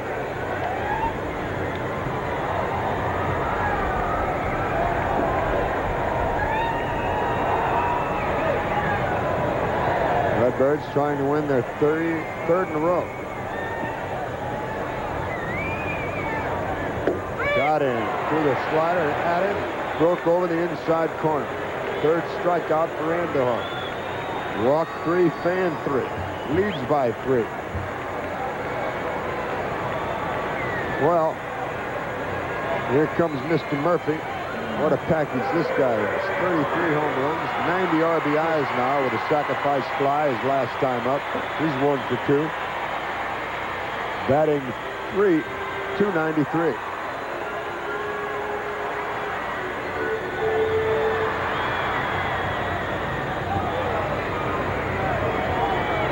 They try to jam this guy. You've got to get the fastball in on it. If you can do that, you'll be a little more successful. You get it out over the plate, and he'll hammer on it.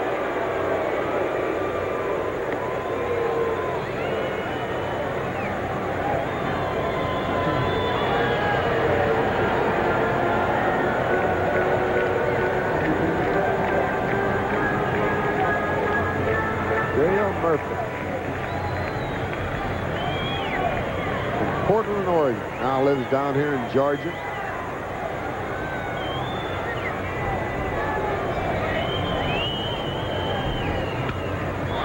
That'll play. Who wants it? Pendleton, the third baseman.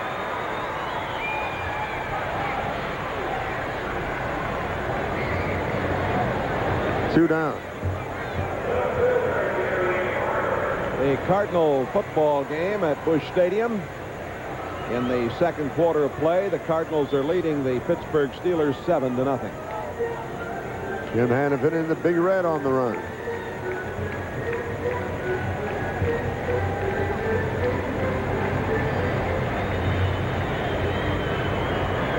Mitchell scored the touchdown for the Cardinals, and now a field goal by the Steelers as we update you.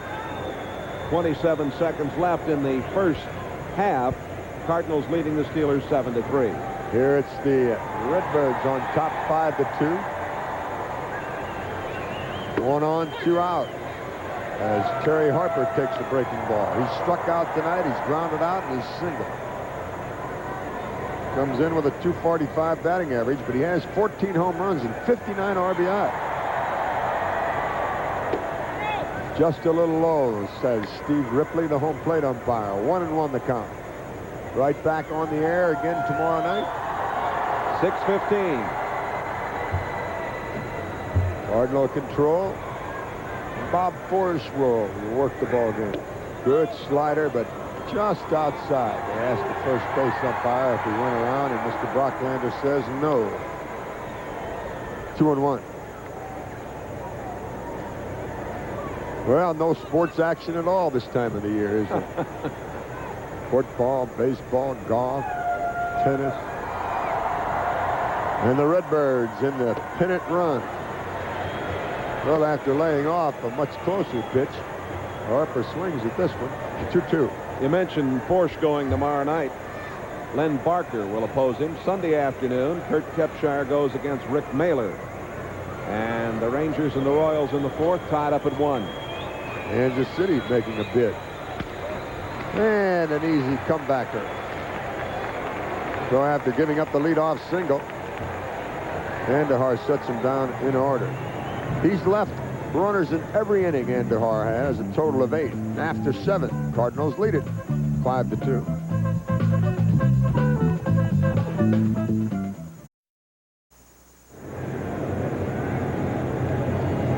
5-11-0 St. Louis, 2-9-0 Atlanta. Into the 8th inning we go, and Pendleton, who is grounded out, popped out and singled, stands in against Gene Garber.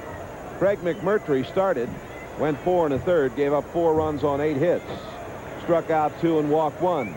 Dedman went 1 2/3, gave up no runs, 2 hits, struck out 2 and walked 1. Garber gave up a run in the 7th on 2 hits. Garber's second inning of work. Strike 1 to Pendleton.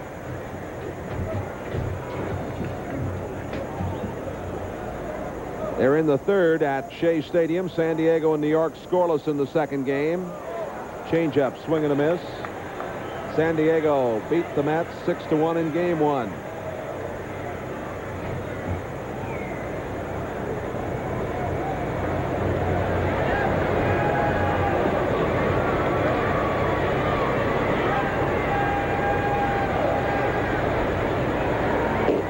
Outside. 1 ball and 2 strikes to Terry. Cardinals got 4 runs in the 3rd. RBIs by McGee and Herr. 2-run home run by Van Slyke. 63rd home run of the year for the Cardinals. To the right side, and Pendleton, swinging the bat better, is now 2 for 4.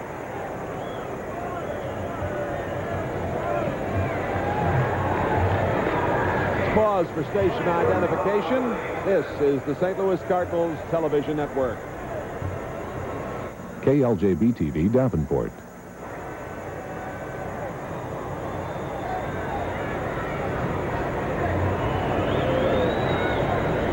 Ozzie Smith has popped out, singled, and grounded out. Along with Mike Shannon and Lou Brock, Jay Randolph with you from Fulton County Stadium in Atlanta. Runners going to the right side, and the play at first by Gerald Perry as Pendleton goes on down to second.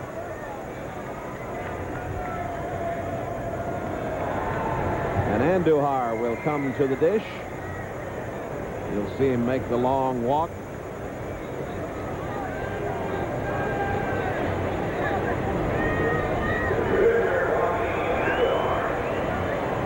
Joaquin trying to win number 20. Be the first man to do that this season. Dr. K, Mr. Gooden, will have a shot at it on Sunday for the Mets.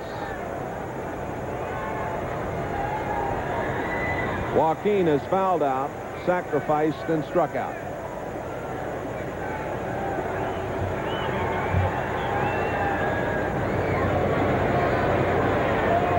At halftime, Cardinals 7, Steelers 3. Preseason football.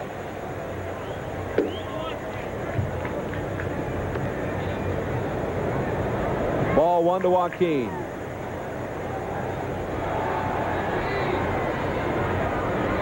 Garber from Lancaster, Pennsylvania, the same hometown as Tommy Herr.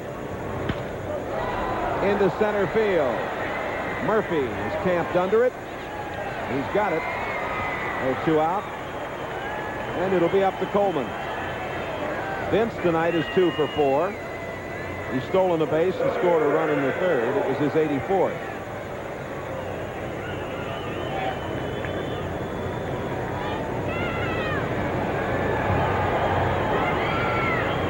Coleman's average now at 270. He's picked up a couple of points tonight. Big hello from Ken Kuhn down here in Atlanta to the mom and dad back in Chesterfield, Missouri.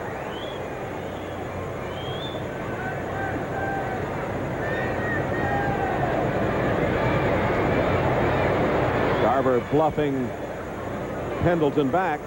Like I mentioned a moment ago, Terry seems to be swinging that bat a little better.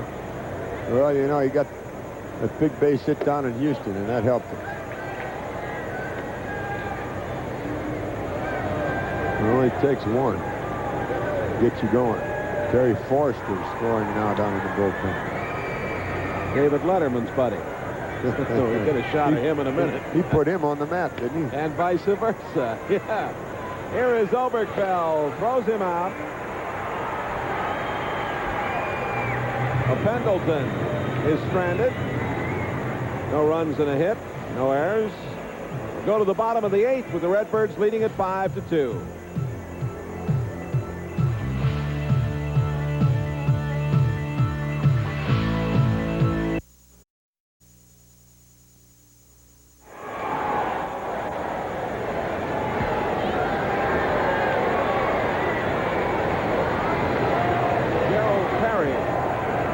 Perry tonight is 2 for 3.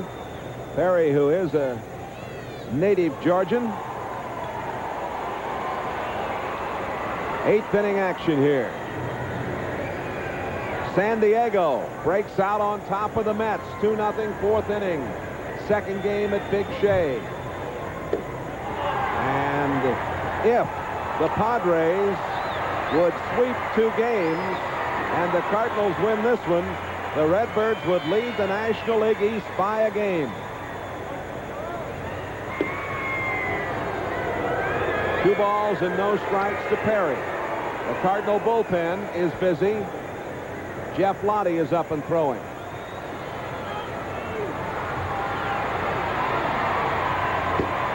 Strike on the outside corner. Andujar trying to become the first 20-game winner for 1985. Low, 3-1.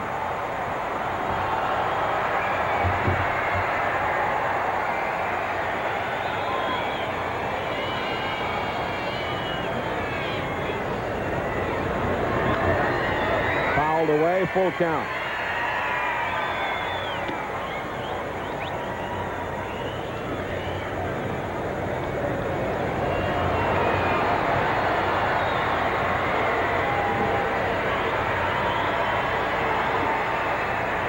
Joaquin ready to come in with the payoff pitch. No walks. You don't want to walk anybody. Let him hit it out of the park. And we'll do it again. Joaquin with a victory. It'll be the Major's first 20-game winner, as we said. The National League's first hurler to win back-to-back 20 games since Niekro. That's Joe Niekro in 79 and 80. Tommy Herr backing up. Throws out Perry. 1 gone in the 8th. The last Cardinal to be a 20-game winner in 2 straight years was Bob Gibson. Gibby won 20 in 69, that's right, and 23 in 1970. Joaquin lost a tough one last Sunday. Oberkfell 1 for 3. Outside, ball 1.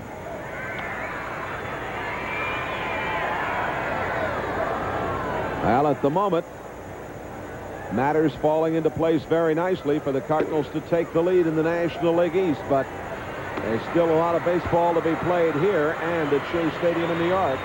2 balls and no strikes.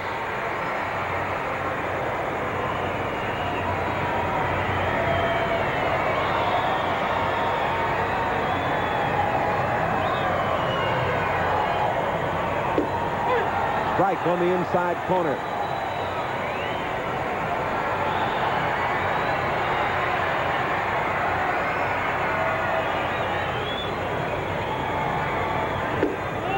Just missed inside, 3-1.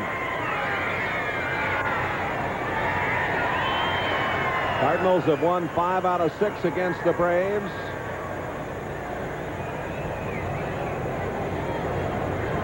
One out here in the 8th inning.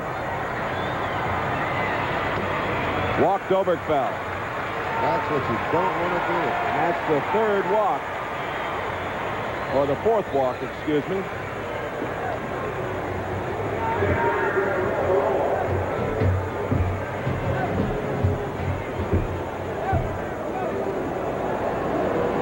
Here's Rick Cerrone. Cerrone walked in the 1st, hit into a double play in the 4th, and walked in the 6th.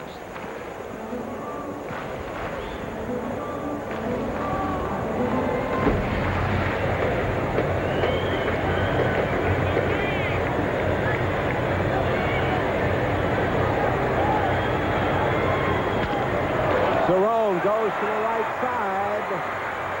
2 on and 1 out.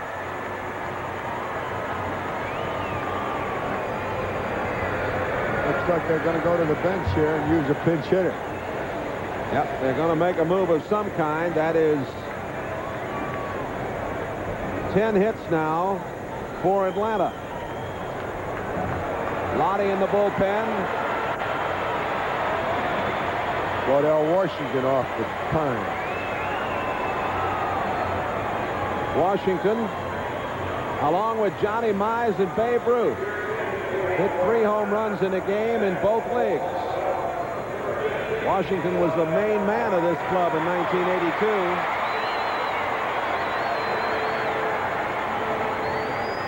Now Washington is the pinch batter for Paul Zavella. And then, right behind him on deck is Mr. Bob Horner. This is going to be a tough 8th inning. See Mr. Horner up there, number 11. He's put some stats together since coming off that DL. Horner not in the lineup tonight because a problem continues to bother him. And here comes Whitey Herzog now. Whitey going to go to the hill and talk it over. He's going to go to the... He's going for his man, Jeff Lottie. That's going to be all for Andujar. He leaves the game with 1 out here in the 8th inning. 5-2 St. Louis. Jeff Lottie on the way in. Time out for this message.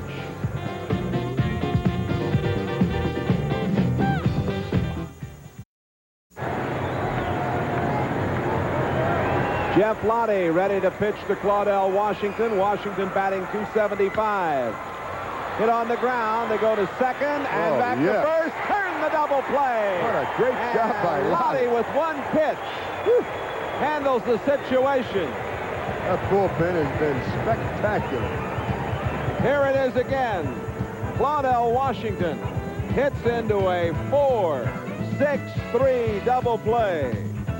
And the Cardinals are out of trouble, and after 8, 5-2 St. Louis.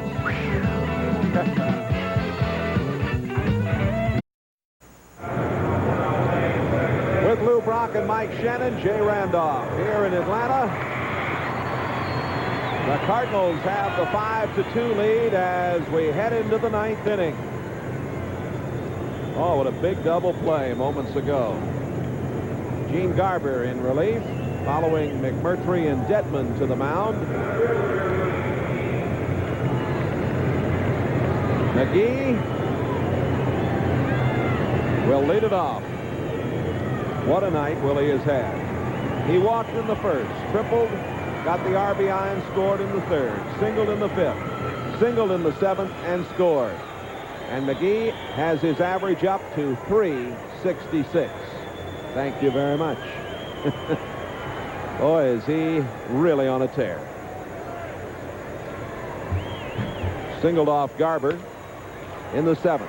This one down the line, and a fine play out there by Harper. Right on the line. Well, Willie is out number 1 here in the 9th.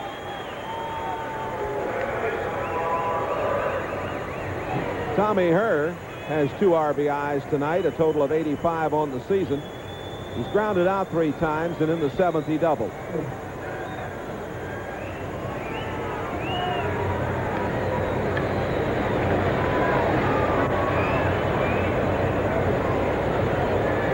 Oberkfell, Ramirez. On the infield, we have a new second baseman, as Zavella left the game for the pinch hitter. And that would be Glenn Hubbard out there.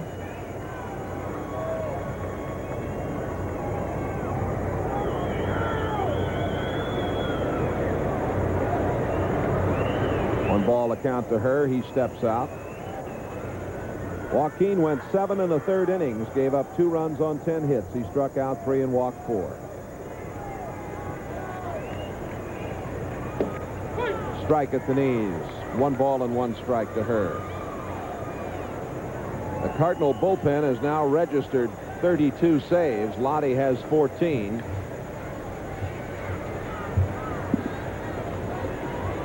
Boy, Ken Daly did a job in the victory last night.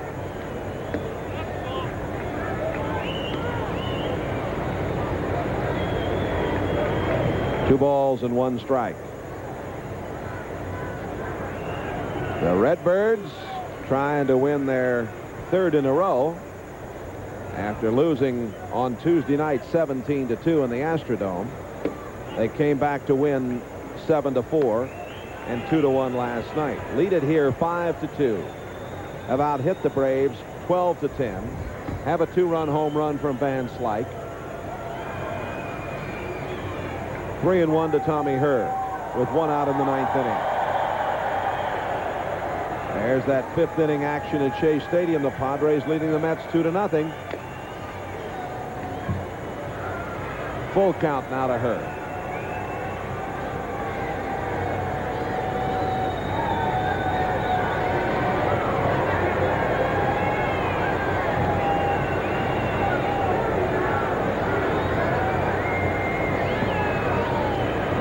Big crowd was here. A good many of the folks have headed for the exits since Claudell Washington hit into that double play on the first pitch from Jeff Lottie.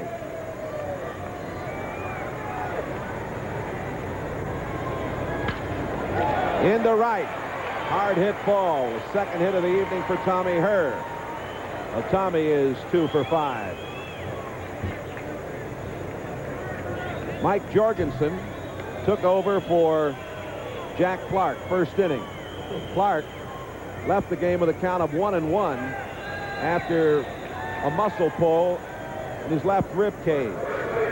Clark flying back to St. Louis for a look-see from the team position. He's down the right side and on the run. Thompson, let's see if he can get there, and foul ground he does.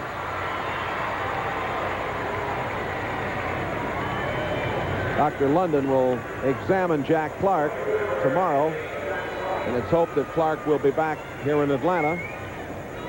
And of course, try to bring you further word on that as soon as we can, certainly on tomorrow evening's broadcast from here in Atlanta.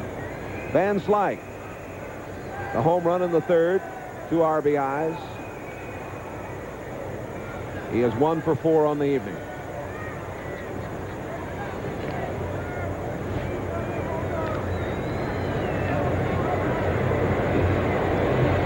Redbirds with 4 runs in the 3rd and 1 in the 7th.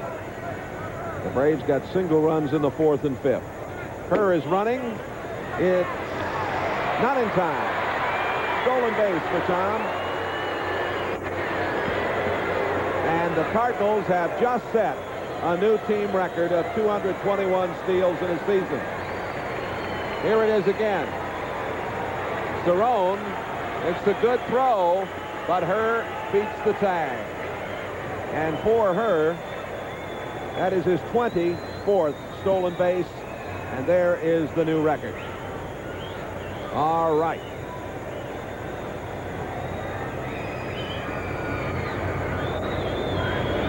1 ball and no strikes to Van Slyke. And it's down the line and left. And Herr will come home to make it 6-2. Van Slyke goes for 2.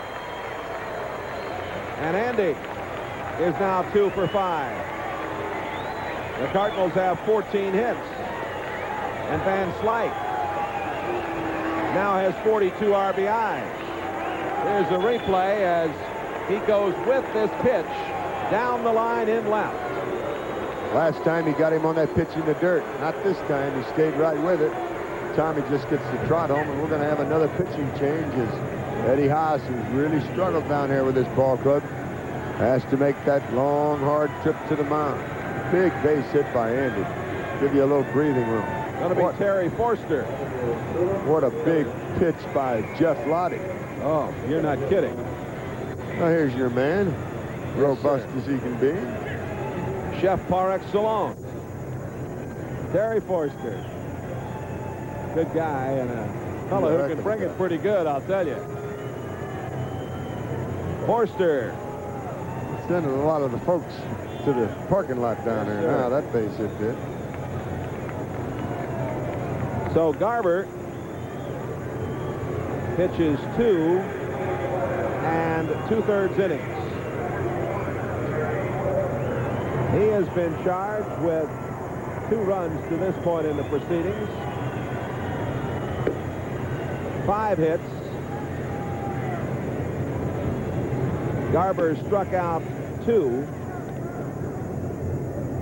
and he walked none. Big Terry Forster is on. This is going to be his 38th appearance. He's got a pretty good ERA there, Mike, 2.04. There's nothing wrong with this guy's arm. You know, he's come under some consideration, some flack down here about his weight being out of shape. And he says, nah, it's not that. He said, I've just made a couple of bad pitches. He said, if I was skinny, they'd be saying the same thing. Well, he and David Letterman, of course, have had a lot of fun. Letterman was critical of his avoirdupois. I don't believe they say that in the dugout. You don't think it's avoirdupois in the dugout, no? Tell you one thing, these knit uniforms don't help the physique. No, do they don't. They don't. They're right there. Darrell Porter stands in against Forster.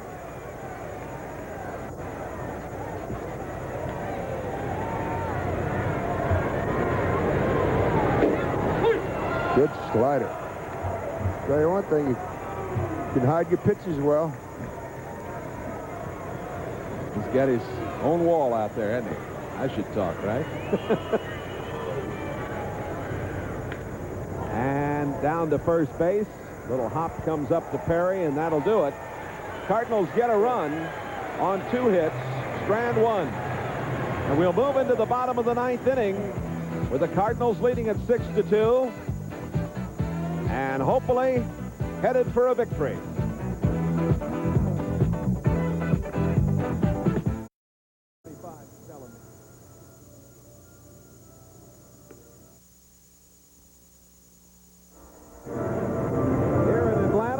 Jeff Lottie has the duty in relief of Joaquin Andujar, and if he can get the job done, Joaquin will get victory number 20. More importantly, the Cardinals will win, momentarily take a half-game lead in the National League East, pending the conclusion of the 2nd game at Shea Stadium.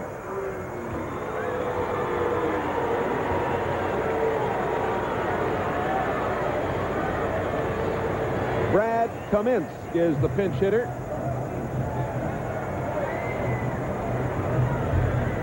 Cummins batting .220, has a home run, 13 runs batted in. Cummins from Lima, Ohio, hit .203 here last year. They had high hopes for this fella.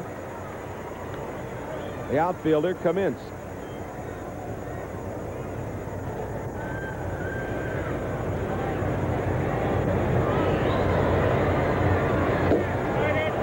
Gets him on that one. Strike 2. Lottie has 2 victories and 8 saves in his last 15 appearances. He's pitched 18 of the 3rd innings, given up 9 hits, 4 walks, 15 strikeouts. He's allowed only 2 runs, and he has been successful on 14 of 16 save situations. What a job Jeff has done. The so-called experts said with Mr. Suter here in Atlanta, the Cardinals would have real problems in the pen. Had problems, but Lottie has done a lot to solve them, and he strikes out Comince. Well, Lottie came in, 1 pitch to Washington for the double play to end the threat in the 8th. Strikes out Comince to start the 9th, and here is Milt Thompson. Thompson 3 for 4. Good-looking rookie.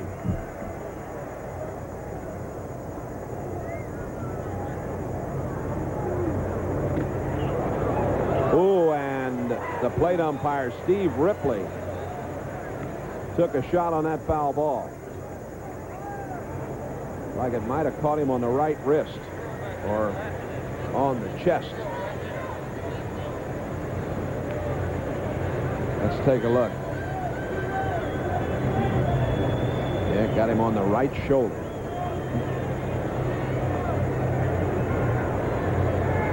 Low, 1 ball and 1 strike.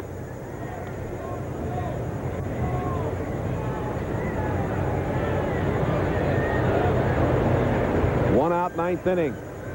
Cardinals lead it 6-2. That's low.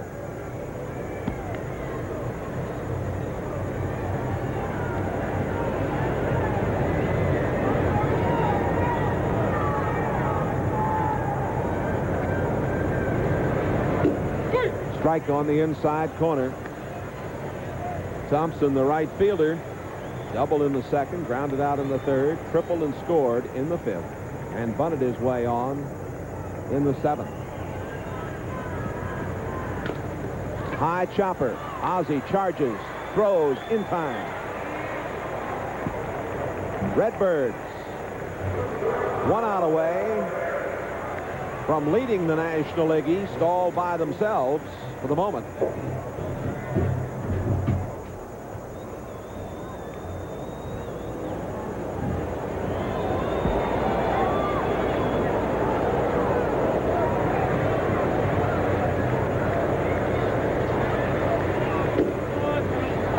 That's just outside to Rafael Ramirez. Ramirez 0 for 4. Well, those of you in the St. Louis area will be on the air at 6:15 tomorrow evening. Cardinal Control. Sunday, our start time is 12:30 Central Time. 1 ball and 1 strike.